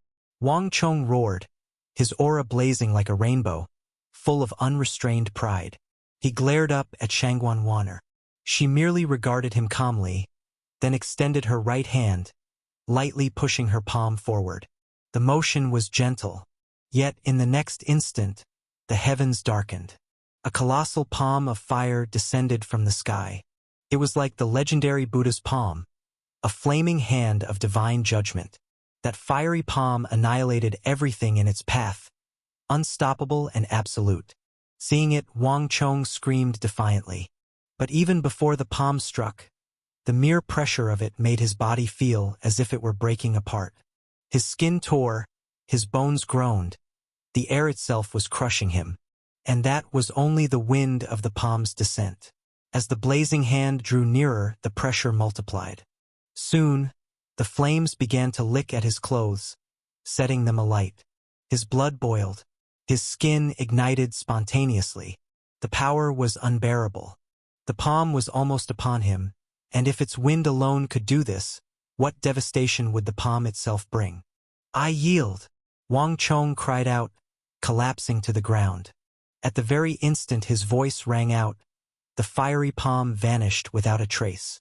Silence fell. No one dared to speak. Only Wang Chong lay trembling on the ground, and the vanished palm as though it had never been there. Aren't you going to declare the result? Shangguan Wanner's cool voice finally broke the deathly stillness. The Radiant Court's elders seemed to awaken from a daze. This match, Shangguan Wanner wins, announced the Light Lord Sage Monarch. A brilliant battle indeed. When the Light Lord Sage Monarch said the fight was brilliant, he wasn't talking about the exchange of blows. He meant the power Shangguan Wanner had displayed, a strength that demanded attention. With just a single palm strike, she had forced the young overlord Wang Chong to beg for mercy. Wang Chong rose from the ground, his face dark with shame and frustration. Yet deep down, he knew that even if given another chance, he would still choose to surrender. That was just the force of her palm wind. If the strike had truly landed, he might not have lived to tell the tale. Everyone had heard tales of Shangguan Wan'er's unmatched genius, a woman among the ages. Until now, most thought it was exaggerated rumor. But today proved it was real. Wang Chong quickly stepped down from the stage to avoid further whispers and pitying glances. After this battle, the ancient arena grew quiet. Many who had been restless or eager to fight began to reconsider. Opportunists like Du Bujie were rare. Most of the participants sent from the 6 realms were truly formidable. As silence hung among the 36 remaining contenders, the Shangguan Heavenly Clan head, Shangguan Xiongba, gave a subtle signal to one of them. The man immediately understood. He stepped out from the crowd and shouted, "I wish to challenge." He walked calmly onto the ancient battlefield. He wore plain white robes, dotted here and there with black marks that looked like splashes of ink. He was barefoot, walking across the ground with an air of wild freedom. His face was stern, his eyes sharp and alive with energy. His back was straight, and behind him he carried a long spear. The spear was over 2 meters long, entirely purple, its tip crackling faintly with thunder. "It's Gui Jie," someone murmured in the crowd. "His reputation isn't great, but his strength has always been a mystery. They say he's ruthless, and that his cultivation blends both the extreme yang and extreme yin energies. I also heard he's secretly supported by the Shangguan Heavenly Clan. Who knows if that's true?" The crowd buzzed with speculation. After all, great families often nurtured many types of talents and had many uses for them. For matters that the Shangguan Heavenly Clan couldn't openly handle for the sake of reputation, they would send someone like this to deal with it in the shadows. Gui Jie was one of those, a mad dog loyal to the Shangguan Heavenly Clan. In return, he received resources for cultivation and a place of protection. For a wandering cultivator, that was already more than enough. "Who do you challenge?" asked the Light Lord Sage Monarch from above. Gui Jie raised a finger, pointing toward the group from the Chaos Fire God realm, then slowly leveled it at Su Zimo. "I've heard the Chaos Fire God realm is full of talent," he said coolly. "I'd like to see for myself." At that, a faint glint passed through the Sage Monarch's eyes. He turned his gaze toward the Shangguan Heavenly Clan and seemed to understand. A slight smile curled his lips as he settled back, watching with interest. "Be careful, young Master Su," Realm Lord Bai whispered. Su Zimo smiled faintly and stepped forward into the ancient battlefield. He stretched lazily and yawned. "So," he said casually, "how does it feel to be Shangguan's lapdog?" Gui Jie snorted heavily. The long spear in his hand began to tremble. Lightning flared along its tip, then roared into an explosion of thunder, until the weapon itself seemed to vanish within a storm of electric fury. In that moment, Gui Jie looked like a god of thunder descending upon the world, his gaze sharp and commanding. "Die!" he roared. He thrust his spear forward. Instantly, all the gathered lightning surged toward Su Zimo like a flood unleashed. Su Zimo raised his head slightly. He took a single step forward, his left foot striking the ground. His right hand turned into a palm and reached straight for the spear tip. There was a thunderous bang. Unafraid of the lightning, Su Zimo's bare hand gripped the spear's tip and lifted it sharply upward. Gui Jie's body was hoisted into the air, then slammed violently into the ground. "Stop playing with these childish tricks," Su Zimo said lightly. "Show me something interesting." Gui Jie climbed to his feet, his face twisted with anger. "Thunder Punishment, First Form, Destruction Bolt," he shouted. A surge of power rippled across the field as countless bolts of lightning screamed toward Su Zimo. The sky itself became a sea of thunder, swallowing the ground in electric fury. Su Zimo stood motionless, letting the lightning crash down upon him. Thunder exploded around him, yet he remained standing, calm in the heart of the storm. Gui Jie's face darkened. Thunder Punishment, Second Form. Celestial Deer, Floating Lion, Beast Thunder. As his voice fell, a divine deer charged through the air, hooves stamping lightning across the void. Beside it appeared a massive lion formed entirely of thunder. The two thunder beasts rampaged, their roars shaking heaven and earth. Suzumo only smiled. He clenched his fists. Two explosive booms rang out. Where his fists struck, both thunder beasts were blasted away, their forms shattering into sparks. Thunder punishment, third form. Endless sky thunder, death burst. This time, the divine lightning came even faster and fiercer.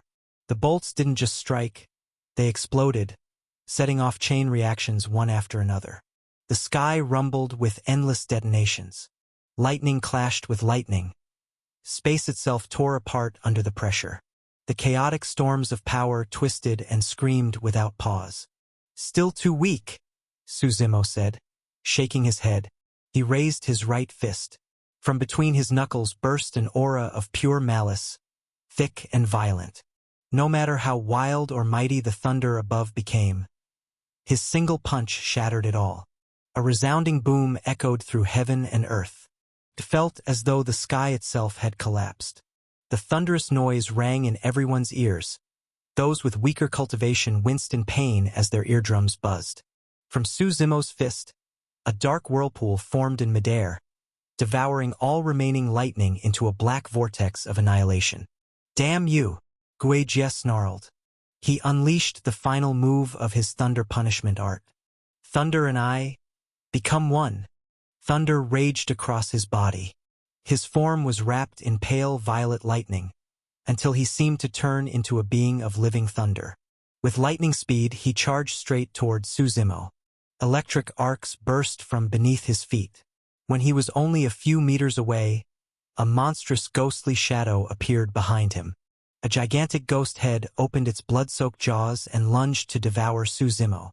"That's the Yin aspect," someone in the crowd shouted. Everyone knew that Guijie cultivated both extremes, supreme yang and supreme yin. The thunder represented pure yang, heaven's most forceful and destructive energy. The ghostly shadow, meanwhile, embodied the ultimate yin.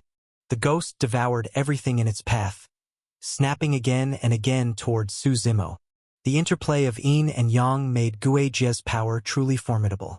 The shadow tyrant flashed from its sheath. Suzumo steadied his stance, and as the ghostly head lunged to bite him, he jammed the blade straight into its mouth.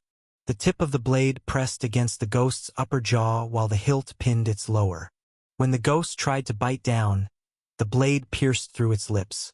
A surge of pain, sharp as lightning, tore through every nerve of its body. Even that spectral being howled in agony. "So that's all you've got?" Suzumo said casually, waving his hand. He flipped through the air, landing with both feet on Guijie's chest. Then he yanked the blade free and drove it viciously into Guijie's neck. A wet series of puff, puff, puff sounds followed. His neck was soon riddled with bloody holes, and crimson gushed out like a burst of exploding sap. Guijie's body went rigid and fell to the ground of the ancient battlefield, eyes wide open, clearly unwilling to accept his death. Blood continued to pour from his neck as his corpse lay there, staring blankly at the sky. The method was brutal, so much so that the silence of the field seemed haunted by the echo of Guijie's dying screams. Suzumo kicked the corpse hard, sending it flying through the air. It crashed to the ground before the Shangguan heavenly clan, raising a cloud of dust.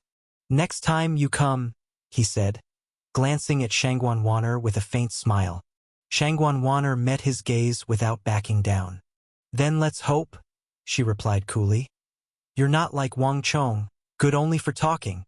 The air between them crackled with challenge. Above them, the Light Lord Sage Monarch smiled at the right moment. "This match goes to Suzumo," he declared.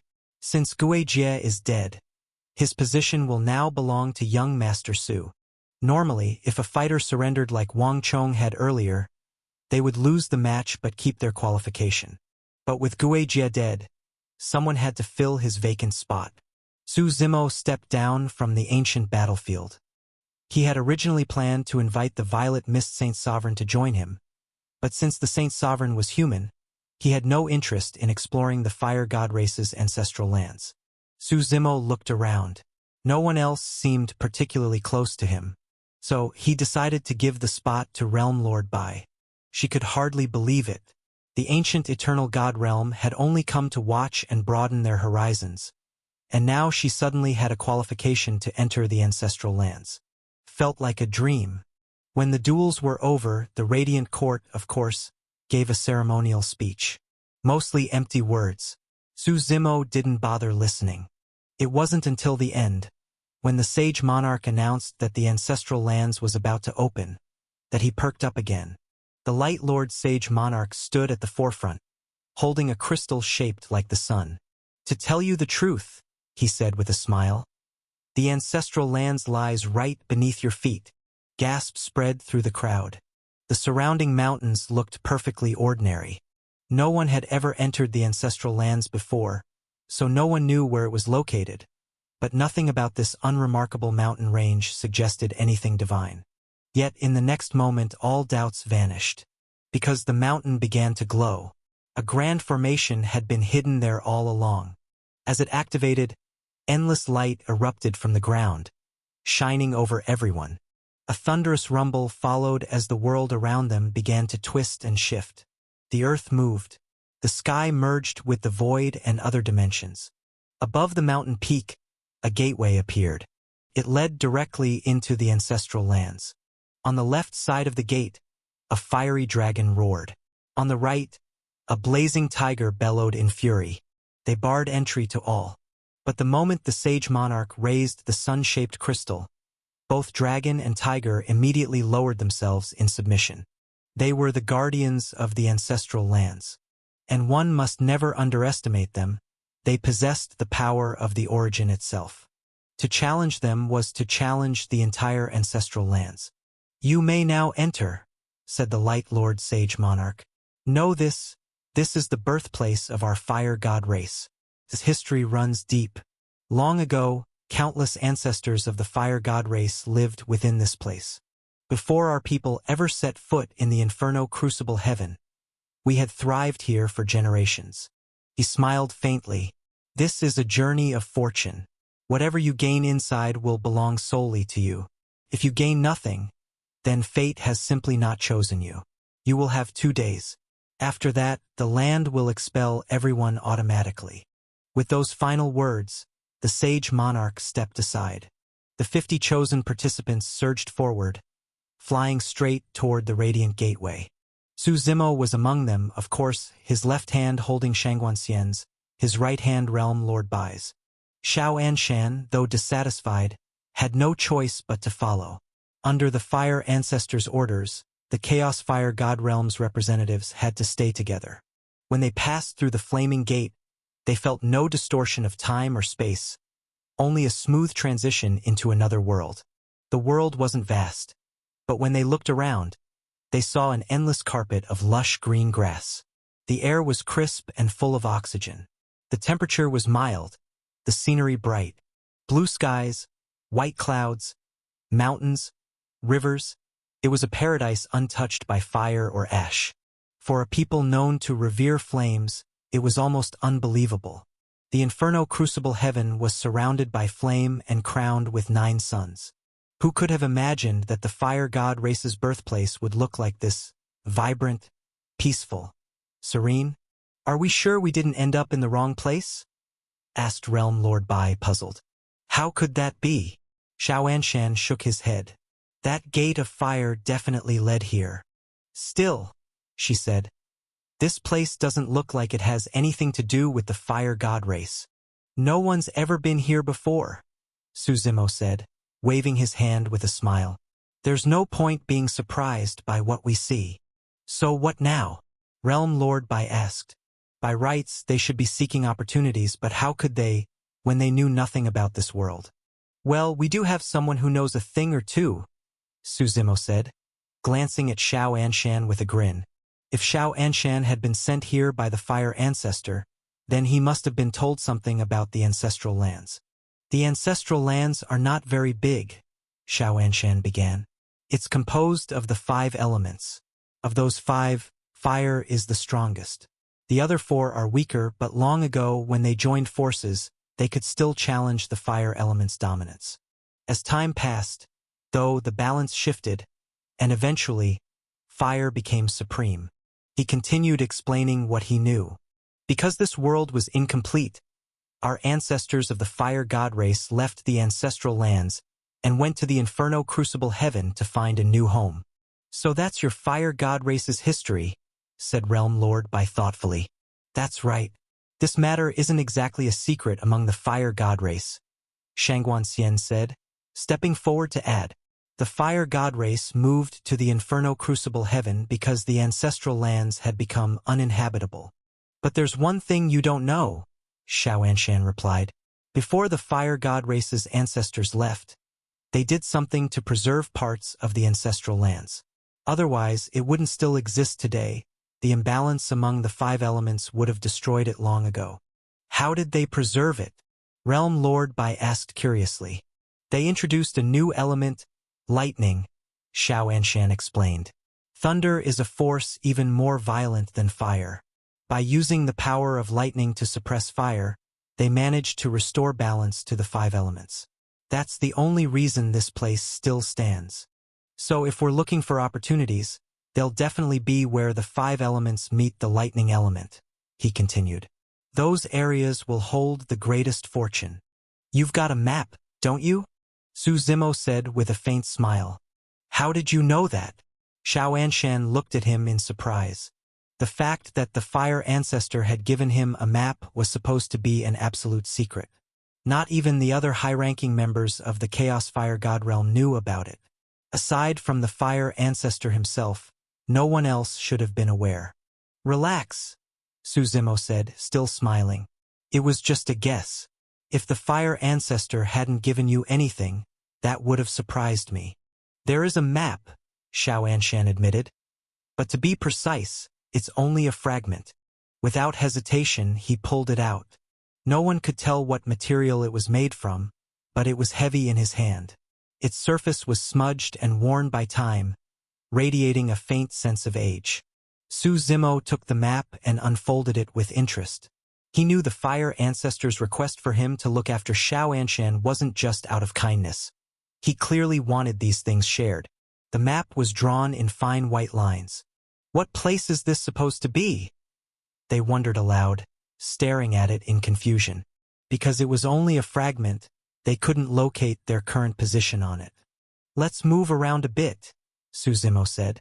He memorized the map's layout and then tucked it away. Since the surrounding area was thick with trees and dense grass, they decided to leave the forest first and get a better look at the terrain. The four of them moved quickly. In just half a day, they had already made their way out of the forest and reached open ground. By now, the sky had darkened, and the world seemed to be veiled in a faint layer of black silk. Do you know what kind of dangers this world might hold? Realm Lord Bai asked. Darkness always carried an uneasy edge. In theory, when the fire god race ancestors left, they wouldn't have left behind anything dangerous, Xiaoanshan said with a laugh. Probably only the Radiant Court, since they're the ones who visit here most often. There's a fight ahead, Shangguan Xian suddenly said. The others frowned at once. At first, the shock waves of battle were faint, too subtle to sense from afar. But now they grew stronger, so strong that the ground began to tremble as if the heavens themselves were collapsing. Let's take a look, Su Zimo said. We'll see whether it's others who entered with us, or locals of the ancestral lands. The four of them turned into streaks of light and shot toward the heart of the battle. Dust filled the air when they arrived, thick, swirling clouds that obscured everything. All they could sense were immense waves of power clashing within. The battle was fierce enough that the dust never settled. Su Zimo's eyes lit up as he activated one of the 10 divine arts, the Eyes of Reincarnation. Through endless layers of void and dust, his gaze pierced down to the ground below. There, he saw the combatants clearly. On the left stood a group of figures clad in fiery red. Elves. Yes, elves. The men were strikingly handsome, and the women stunningly beautiful. The females held staffs that glowed with light, while the males drew back elegant bows, loosing arrow after arrow. A great power flowed around them, gathering at their sides. It was hard to judge their strength. They looked fragile, delicate even, but each arrow they shot carried the force of an emperor's strike, devastating and precise. Their opponents on the right were hideous creatures, massive, monstrous beasts with grotesque forms like living mountains. Each time they attacked, the ground quaked and the sky seemed to fall apart. The shockwaves tore through the land, cracks spreading across the earth as the fight grew even more violent. "What do we do?" Xiao asked Su Zimo. "Should we help?" He was following Su Zimo's lead, so whatever they did would depend on him. Both sides looked like natives of the ancestral lands. If they could get information from them, that would be invaluable. "Who do we help?" Shangguan Xian asked. No one yet knew who was friend or foe.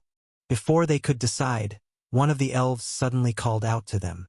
"Friends ahead, are you nobles from the Radiant Court? Please, help us defeat these fire-venom beasts." That answered the question. As soon as the beasts saw Su Zimo's group, their blood-red eyes flared with rage. With a roar, one of the fire-venom beasts charged at them. "Foolish creature," Xiao said coldly, stepping forward. "Let me handle this." Flames surged from his hands, and his aura exploded with terrifying might. His fists blazed like falling meteors as he struck, shattering the air itself. It roared in pain, its massive body convulsing on the ground. The power behind that strike was no joke. Roar! Roar! Roar! The other fire-venom beasts saw this and immediately turned their attention away from the elves, focusing entirely on Xiao. "Come then!" he shouted, his battle spirit surging. Before the beasts could move, he launched himself forward, a crimson streak slicing through the night. His primordial flame God King physique ignited, and waves of destructive energy burst outward. Every punch and kick erupted in explosions of flame and shock. He had grown stronger since his last defeat, far more than before. Though tiny compared to the massive beasts, he tore through them like a wolf among sheep. In a matter of moments, the battlefield was ablaze. Flames devoured the earth, and the corpses of fire-venom beasts littered the ground. "As expected of the mighty lords of the Radiant Court," said an elderly elf, approaching quickly. "Your strength commands our deepest respect." Su Zimo and the others didn't bother correcting the misunderstanding. Apparently, to these locals, the Radiant Court was the only power they recognized.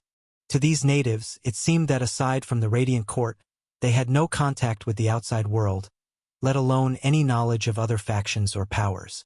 For Su Zimo and his companions, borrowing the name of the Radiant Court was a convenient way to gather information. "Why were you fighting those fire-venom beasts?" Su Zimo stepped forward and asked. "These fire-venom beasts tried to take our homeland. We have no choice but to fight," one of the elves replied. "There's something you might not know," Su Zimo said with a faint smile. "We may be from the Radiant Court, but this is our first time entering the ancestral lands. We don't know much yet. We're here mainly for training." "That's fine. The Radiant Court and our fire keepers have always been on good terms," the elf replied with a smile. Turned out they weren't actually elves, they were fire keepers. That was the first time Su Zimo had heard the term. "Your fire keepers?" Shangguan Xian was the one truly surprised. "Weren't the fire keepers supposed to be extinct?" "We weren't completely wiped out," the man said. "The Radiant Court sheltered us and helped us cultivate. We've slowly grown stronger again. Of course, compared to the fire-venom beasts, we're still far weaker." He paused, then added with a proud tone, "My name is Lai Zhongyan, a disciple of the Fire Keepers." "What exactly are the Fire Keepers?" Su Zimo asked, puzzled. "You're not of the Fire God race?" Lai Zhongyan frowned. He couldn't sense any trace of flame within Su Zimo's body. How can a human even enter the ancestral lands? That's absurd. Su Zimo hadn't expected such a strong reaction. He quickly explained, "It's true I'm human, but I came here to protect them. This time's entry is special." "What do you mean?" Lai Zhongyan asked, still frowning. "Your ancestral flame has started having problems, hasn't it?" Su Zimo said calmly. "Watch your tongue." Lai Zhongyan snapped instantly. We firekeepers have guarded the ancestral flame for countless years. It has never gone wrong. Even if our entire race were wiped out, we would never allow any harm to befall the ancestral flame. His outrage made sense. The very purpose of the firekeeper's existence was to protect that sacred flame. The idea of it being damaged was blasphemy to them. Calm down, Suzimo said lightly. I didn't mean external problems. I meant the ancestral flame itself is showing signs of instability. Am I wrong that, in recent years, the flame has been different? Lai Zhongyan hesitated, his brows furrowing deeply. After a moment, he sighed. You're right. Lately, the ancestral flame has been increasingly prone to violent outbursts. Many of our people have been injured during these flare-ups. Then that confirms it. Suzimo nodded. The Radiant Court already knows. That's why we were sent in. And not just us, many others have entered as well. Some of them have questionable motives. You should be careful. Thank you for the warning, Lai Zhongyan replied, giving a wary nod. Yet his eyes still reflected deep suspicion. By the way, Suzimo continued, you still haven't told me? What exactly are the firekeepers? In truth, the firekeepers are a type of consciousness, Xiao Anshan explained before Lai Zhongyan could answer. When the fire god race ancestors left the ancestral lands for the Inferno Crucible Heaven, they created the firekeepers, living embodiments of will, to guard the ancestral flame. Ever since then, they've passed down that duty generation after generation. Stories of them have long circulated among the fire god race. He added, but supposedly, 1,000 years ago, something happened, and the entire firekeeper race was wiped out. I never thought I'd see one alive today. Truly an honor. And what about those fire venom beasts? Suzimo asked. What are they? They seem to be flame-based creatures as well. They're what's left when fire burns everything to ash. The toxic residue given form, Lai Zhongyan explained grimly. If too many of them exist, they'll corrupt the entire ancestral lands. That's why we periodically purge them. He sighed. But after the catastrophe 1,000 years ago, our strength waned. Now we can hardly defend ourselves, let alone carry out purges. His eyes dimmed with sorrow. Could we visit your place of guardianship? Xiao Anshan asked at that moment, glancing at Suzimo with a meaningful look. The firekeepers likely knew the ancestral lands better than anyone. If they wanted opportunities or treasures, following them would be the best lead. I'm afraid that's impossible, Lai Zhongyan refused without hesitation. Please understand, without the Radiant Court Lord's command token, no outsiders may enter. That's not my decision. That doesn't seem fair, Suzimo said with a disarming smile. We just saved your lives. Don't you think we deserve a little gratitude? Our dealings with the Radiant Court are already a form of mutual exchange, Lai Zhongyan said coldly. Saving us was your duty. Your arrangements with the Radiant Court have nothing to do with me, Suzimo replied, waving a hand casually. I just want to see the flame you're guarding. How about it? At that moment, his intent was unmistakable. He wanted access to the sacred flame. Lai Zhongyan's expression darkened. He suddenly felt like he had escaped a wolf's den only to fall into a tiger's jaws. He instinctively stepped back. Please, don't make this difficult. Then we'll just capture you first, Suzimo said calmly, raising his hand. Immediately, Xiao Anshan, Shangguan Xian, and Realm Lord Bai surrounded the firekeepers from all sides, blocking every escape route. To the fire god race, the firekeepers had once been vital. But that was a long time ago. Since the Radiant Court took control of the ancestral lands, it no longer truly belonged to the fire god race. It was the Radiant Court's domain now. And since they had the rare chance to enter, none of them were going to leave empty-handed. Everyone was here for power and opportunity. Anything born of the ancestral lands would surely benefit the fire god race. Run! Lai Zhongyan shouted to his people. But it was too late. Suzimo's immense aura crashed down like a mountain, freezing the firekeepers in place. Their limbs felt heavy as stone, their bodies immobile under the weight of his power. With a flick of his wrist, Xiao Anshan sent streams of flame coiling through the air.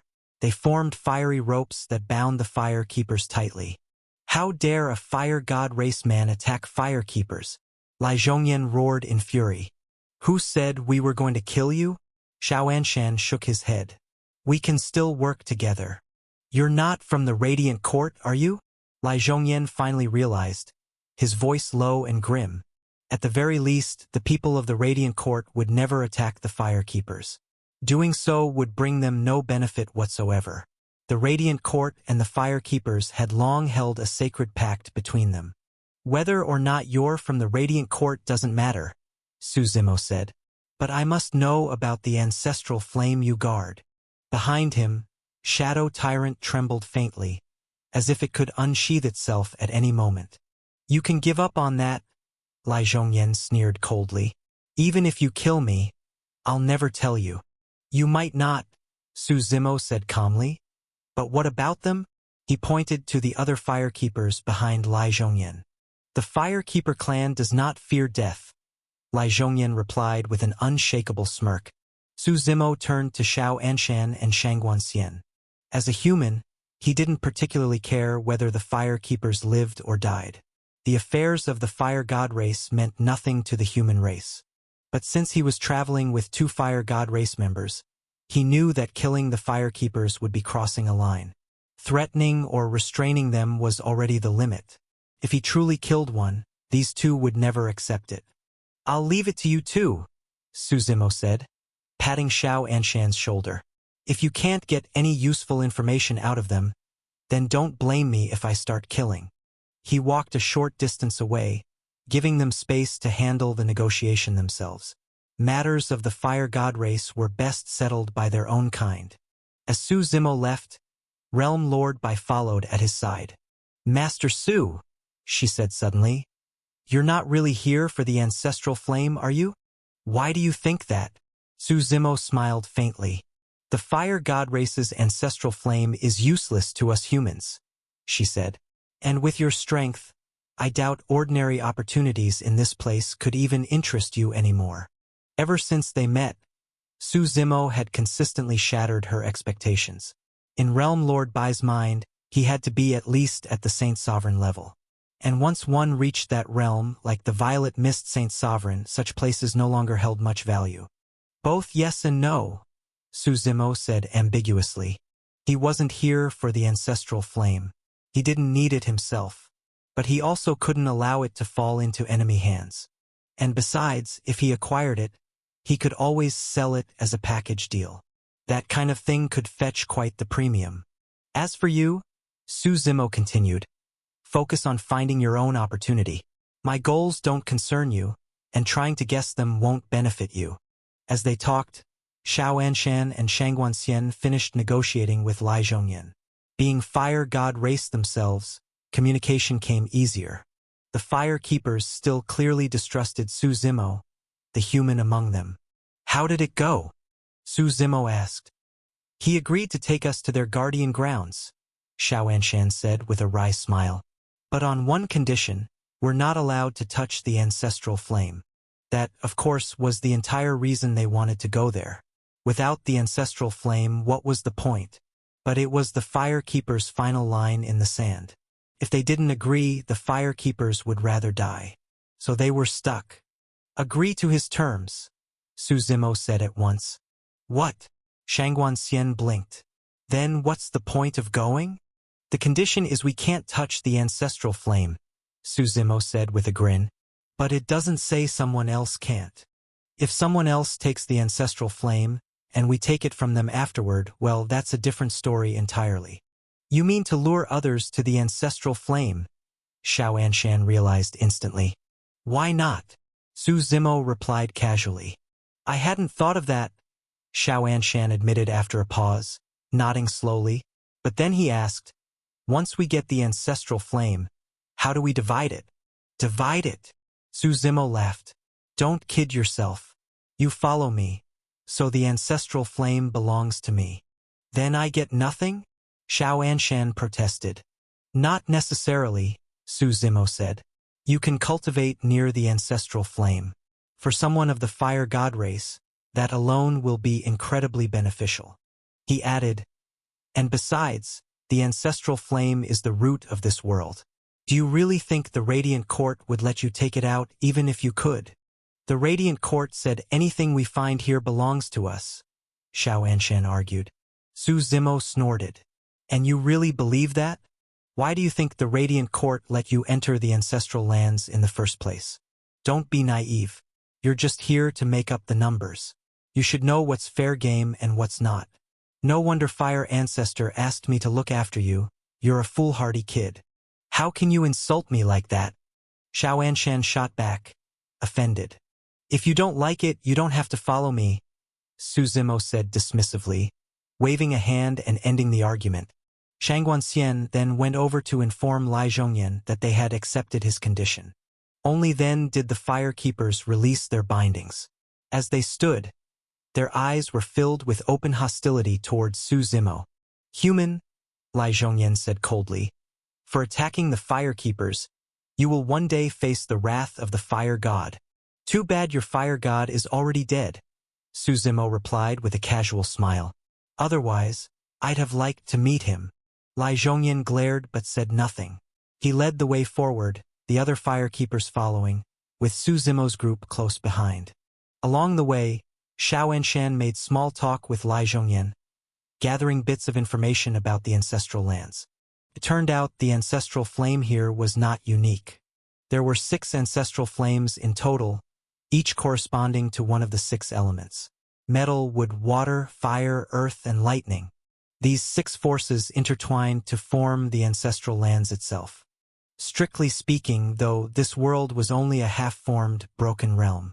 It had no potential for growth, it would always remain as it was. And even then, the balance of the 5 elements had to be maintained carefully. A single disruption could destroy everything. If you dare seize the ancestral flame and doom this world, one of the Fire Keepers warned, will all perish together, and you will bear the guilt of its destruction forever. Su Zimo only smiled faintly. The Fire Keepers didn't understand. They never could. After all, they were created beings, not true life forms. After following them for roughly half an hour, the group finally arrived before a massive cave entrance. The tunnel descended straight into the earth, dark, deep, and strangely silent. It swallowed all perception. Even Su Zimo's divine sense couldn't penetrate it. This is the place? Xiao Anshan asked. Follow me, Lai Zhongyan said. But don't wander off. If anything happens, don't say I didn't warn you. Bringing you here at all is already breaking the rules. Don't get me killed for it. The group nodded lightly. Lai Zhongyan stepped up to the mouth of the cave, pressing his palm against the stone. From where his hand touched, countless tiny runes began to ripple outward, spreading across the cave's surface in all directions. The runes radiated an ancient aura. One couldn't stare at them for too long. After a while, it felt as if the runes turned into blazing heavenly flames that could ignite you from within. These must be the seals left behind by the Fire God race ancestors, Xiao Anshan said in awe. From the moment the runes appeared, he and Shang Guanxian, both of the Fire God race, had begun studying them intently. Even after only a brief moment, they had already gained insight. The discovery filled them with astonishment. As the runes spread further and further along the stone surface, the entrance finally opened, releasing waves of scorching heat. Come in, Lai Zhongyan said. Su Zimo nodded slightly and stepped forward without hesitation, unafraid of whatever danger lay ahead. Inside, it wasn't as dark as the outside suggested. Beneath their feet stretched a long stairway, with glowing night pearls embedded on both sides to light the way. Apart from the thin air, the place didn't feel much different from the surface. They followed the descending steps deeper in. Soon, rooms began to appear on both sides. Su Zimo realized this place resembled a vast underground labyrinth, paths crisscrossing in all directions, countless corridors and chambers. Some of the rooms were open, while others had their doors tightly shut. Don't wander into these chambers, Lai Zhongyan warned. Some of them enshrine our ancestors. Disturbing them would bring misfortune. Where's the flame? Su Zimo asked. I must report to the chief first before I can take you there, Lai Zhongyan replied. Without his permission, I cannot enter the guardian grounds on my own. Then hurry, Su Zimo said impatiently with a wave of his hand. Lai Zhongyan seemed uneasy about leaving Su Zimo and the others alone. So before leaving, he summoned 2 female firekeepers to stay and attend to them. After Lai Zhongyan departed, Su Zimo and the others sat down in a nearby room. The 2 firekeeper women brewed tea quietly by their side. What do you think? Su Zimo asked Shangguan Xian. I can faintly sense where the ancestral flame is, she replied. But there are many strong forces surrounding it. I didn't dare to get too close. There are plenty of powerful beings in this ancestral lands, she added. We should be cautious. Between the fire god race and the ancestral flame, there was a natural resonance. Legends said that the fire god race had originally been born from the ancestral flame itself. Let's stay alert, Xiao Anshan added. Su Zimo smiled and turned to one of the women preparing tea. Little sister, what's your name? My name is Lai Yun, the woman replied quickly. And she is Lai Tun. Are all firekeepers as beautiful as you two? Su Zimo asked with a teasing grin. You flatter us, young master, Lai Yun said shyly. We're of quite ordinary appearance. You two must not hold high status among your clan, Su Zimo continued. Otherwise, you wouldn't be sent to entertain us. This time, the other woman, Lai Tun, couldn't hold her tongue. My sister is just too soft-hearted. That's why she lets him order her around, she said indignantly. Otherwise, we wouldn't have to listen to him at all. Tunner enough, Lai Yun sighed quickly. Why don't you tell your clan chief about this? Su Zimo asked. What good would that do? The clan chief favors Lai Zhongyan anyway, Lai Tun said with a wrinkle of her nose. Our Firekeeper clan claims everyone is equal, but people like us never really fit in. We get sent on errands, that's just our fate. If the fire venom beasts attack again, we'll be the first ones thrown to the front lines. The fire venom beasts shouldn't be a problem, Su Zimo said. At least you have the Radiant Court's protection. The Radiant Court won't intervene, Lai Tun replied bluntly.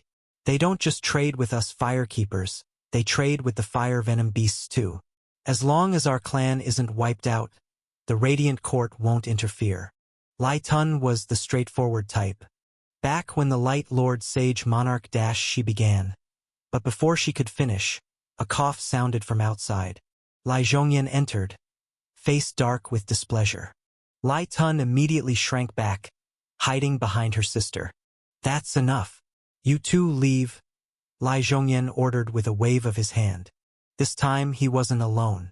A group of people followed him inside, mostly elderly men, hair streaked with white but exuding formidable auras. At their head was a tall, broad-shouldered man with long hair and a purple robe. His steps carried the weight of authority, and even the air seemed to shift with his stride. He stopped in front of Su Zimo and his companions. You two may go, he said to Lai Yun and Lai Tun. Yes, chief, they replied quickly, bowing before leaving the room nervously. Once the room was clear, the long-haired man finally turned his gaze toward Su Zimo's group. Allow me to introduce myself, he said with a smile. I am the chief of the Firekeepers. You may call me Fire Chief. First, let me thank you for saving our people. No need for thanks, Su Zimo said directly. You already know why we're here. Since you've agreed, I trust you'll keep your word. Fire Chief nodded. Of course, but I must make one thing clear.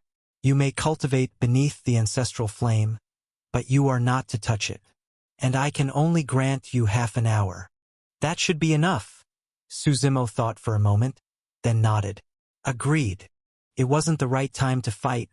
The Firekeepers were on home ground here. Fire Chief nodded again. Good. Then I'll personally escort you there. With that, he turned and left the room. Su Zimo and the others followed close behind. As they walked, Su Zimo leaned toward Xiao Anshan and spoke quietly. Did you do it? The lure.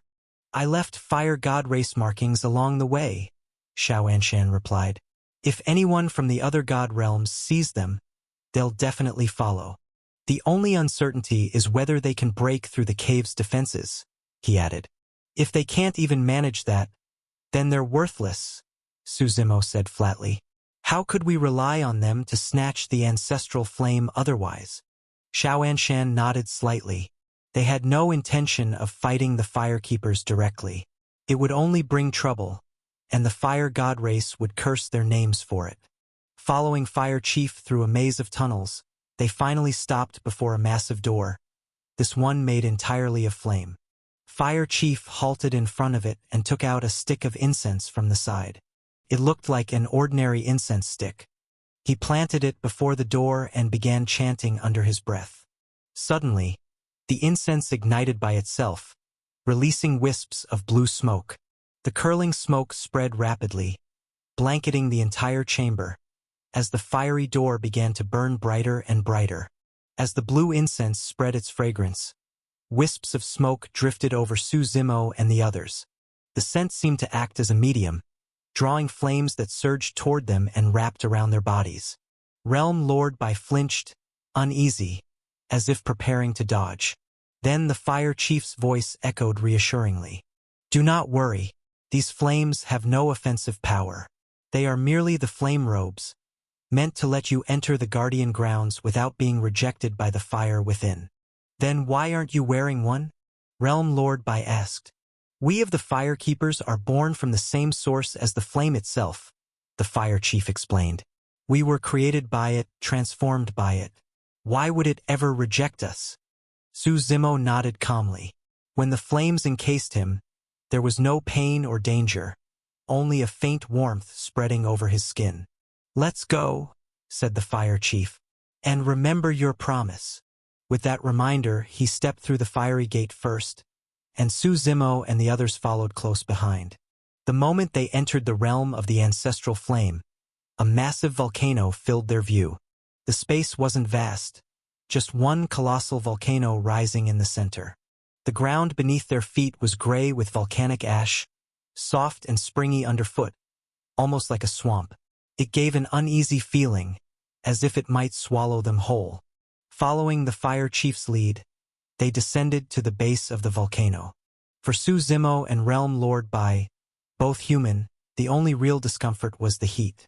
But for Shangguanxian and Xiao Anshan, both of the Fire God race, the effect was far more dramatic. Their hearts pounded loudly, the sound almost echoing in the fiery chamber. At the same time, flames burst to life on their bodies of their own accord. This? The two exchanged startled glances. They had never experienced anything like it. You may cultivate here at the base of the volcano, the Fire Chief instructed. In half an hour you must leave. Whatever you do not enter the volcano itself. Understood. Xiao Anshan nodded. He and Shangguanxian sat cross-legged near the base, flames rising around them as they quickly entered a meditative state. Their expressions turned solemn as they began to resonate faintly with the energy inside the volcano. Wisps of pure flame drifted out from deep within the mountain, merging into their bodies. Their auras steadily grew stronger. Suzimo, with little else to do, turned to the Fire Chief and began to chat. Your Firekeeper clans? Are you all connected? There is communication between us, the Fire Chief admitted. But it's rare. Each clan guards its own ancestral flame and seldom leaves. Only in times of utter catastrophe do we send for aid. If one of these ancestral flames were to be stolen, Suzimo asked, would the ancestral lands truly be destroyed? I can tell you with absolute certainty it would, the Fire Chief replied gravely. When that happens, the entire ancestral lands would collapse into ruin and eventually be devoured by the cosmic void. He paused, his tone serious. Do not think I exaggerate. The ancestral lands is already fractured. What remains of it is held together by these ancestral flames. Without them, everything would crumble. His warning was sincere, but Suzimo only smiled faintly. If it's that important, Suzimo asked, why do you think the Radiant Court allowed us to enter? What could be their real motive? That I do not know, the Fire Chief said, shaking his head. The Radiant Court cooperates with us, but they are not our masters. We are equals, nothing more. Just then, a deafening boom shook the ground. The entire ancestral flame realm trembled as the sound of explosions echoed overhead. "What's happening?" The fire chief frowned. A firekeeper rushed in from outside. "Chief, bad news. Someone is attacking our guardian grounds." "Who? The fire venom beasts?" the fire chief demanded. "No, it's not them. It's a group of fire god race warriors," the messenger replied. The fire chief's expression darkened. A powerful pressure radiated from him like a storm. His eyes turned sharply toward Su Zimo and his companions. "Can any of you explain this?" he asked coldly. "Fire chief, you misunderstand," Su Zimo said, raising a hand calmly. "This has nothing to do with us. We don't even know the other fire god race members.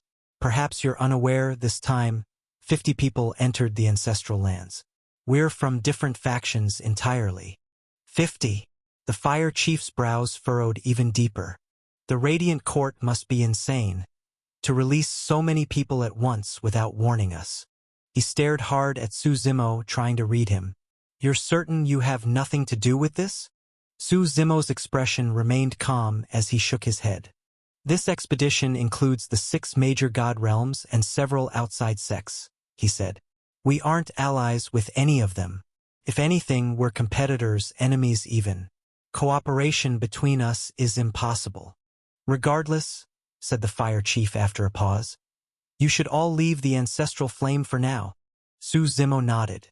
He turned and woke Xiao Anshan and Shangguan Xian from their cultivation. The two looked regretful, reluctant to stop. "What profound flames," Xiao Anshan sighed. "Even the faintest trace has deepened my understanding. If I could study it longer, I could surely advance to a higher level." "No time for that," Su Zimo said with a small grin. "We're leaving." "That fast?" Xiao Anshan asked in surprise. He had left fire markings along their path, assuming it would take some time before any fire god race followed them. But no sooner had they entered the ancestral flame than an attack erupted outside. "Looks like some of them arrived near the same area we did," Su Zimo said, smiling faintly. That suited his plan perfectly. The group followed the fire chief out of the ancestral flame. It was clear he no longer trusted them. He kept them close, not letting them stray even a few steps away. He led them into the Firekeeper's council hall. The chamber was filled with powerful figures, most of them grand emperors in cultivation. But on the left and right sides sat 2 elderly men whose presence was far more overwhelming, each emanating the might of a saint sovereign. "Chief," the assembly greeted as the fire chief entered. "How can outsiders be allowed in our council hall?" The elder on the left demanded the moment he saw Su Zimo. "Elder Fire Slayer, let's deal with the real problem first," the fire chief said tiredly, waving a hand. He hadn't wanted to bring Su Zimo and the others here, but given the situation, he couldn't take his eyes off them. He feared they might do something to endanger the ancestral flame if left alone. "Those outside are strong," said Elder Fire Slayer grimly. "Our defensive formations won't hold for long. My concern is that the commotion could draw the fire venom beasts. If that happens, we'll be overwhelmed, and catastrophe will follow." "Are the attackers outside all Fire God Race members?" asked Fire Chief. "I can sense it. They should all be Fire God Race," Elder Fire Slayer replied with a nod. "Then is there any chance we can negotiate, persuade them to stop the assault?" Fire Chief asked. "After all, we are Fire Keepers." "Chief, you know very well," said Elder Fire Wither from the right side. "Our Fire Keeper clan has remained hidden for too long. The current Fire God race holds little respect for us anymore. I say we suppress them quickly and decisively." The elders argued for a long while, but no solution came. Fire Chief's gaze shifted to Su Zimo, and suddenly his eyes brightened. He smiled. "Would you all be willing to lend us a hand?" "Fire Chief, you're not asking us to play negotiators, are you?" Su Zimo replied with a light smile. "That's impossible. We're enemies." Fire Chief sighed in disappointment, then stood up and said, "Very well. I will go myself and see whether it's war or peace.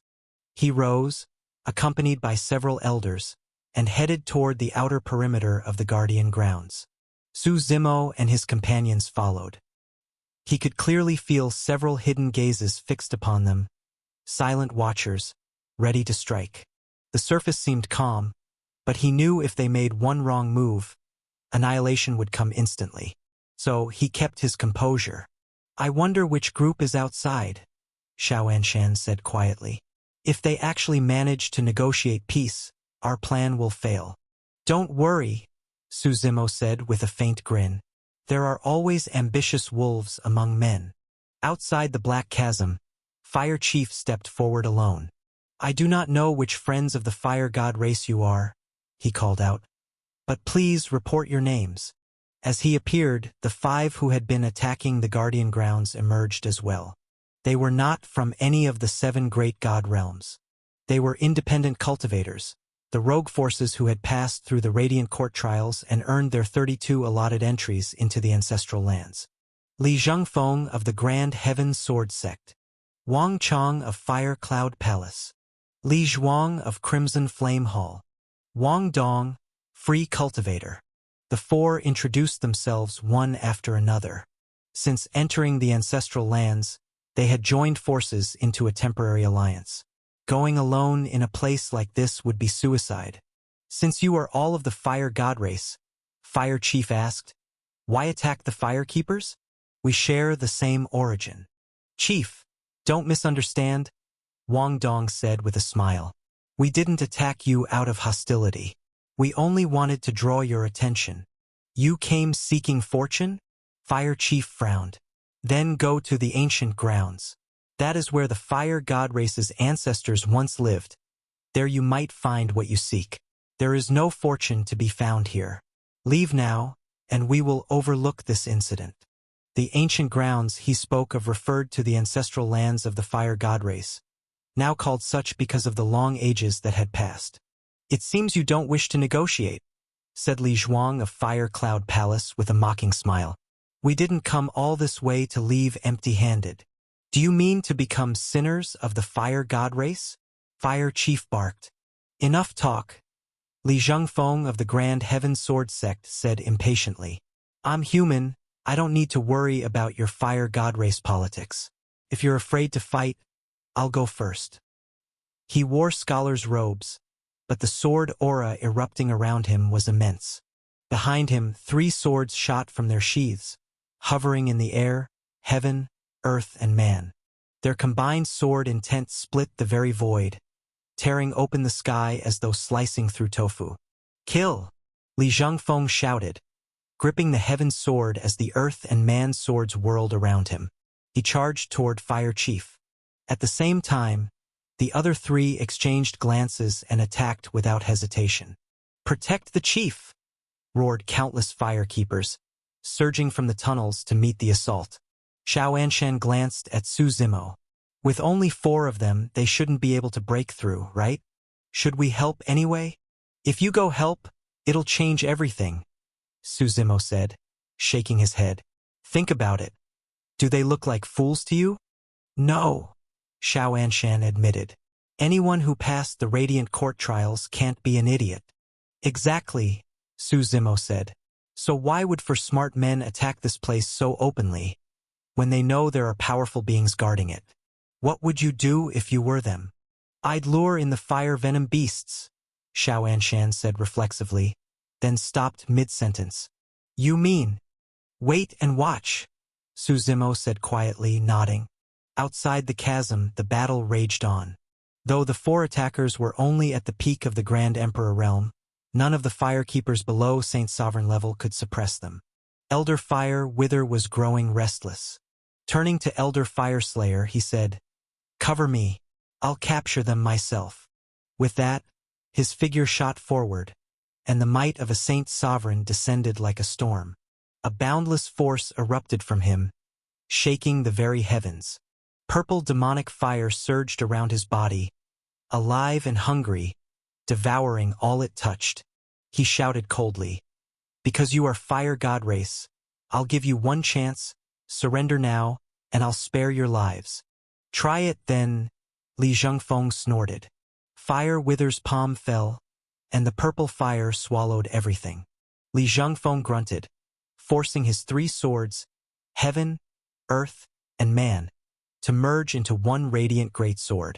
It spun before him, catching the blow, though the sheer force sent tremors through his arm. That should do it, Li Zhengfeng said through clenched teeth, glancing at Wang Dong. Wang Dong nodded slightly. Then he clapped his hands. A bestial roar shook the land. Fire Wither froze mid-attack, turning sharply toward the sound. The ground beneath him suddenly burst into flames, seas of fire spreading in every direction. The blazing inferno consumed everything in sight, converging toward him. Break! Fire Wither roared, hurling out a massive wave of his own fire. The air itself boiled. Then, from beneath the earth, a colossal fire venom beast erupted into the open. Its power was terrifying. Even Fire Wither, a saint sovereign, was hurled backward from the impact of its charge. Damn it! He shouted furiously. Elder Fire Slayer appeared beside him in midair, his expression grave. They've allied with the fire venom beasts, Fire Slayer said darkly. Let's deal with this one first, Fire Wither replied coldly. One beast is manageable, Fire Slayer said grimly. But I fear there will be more.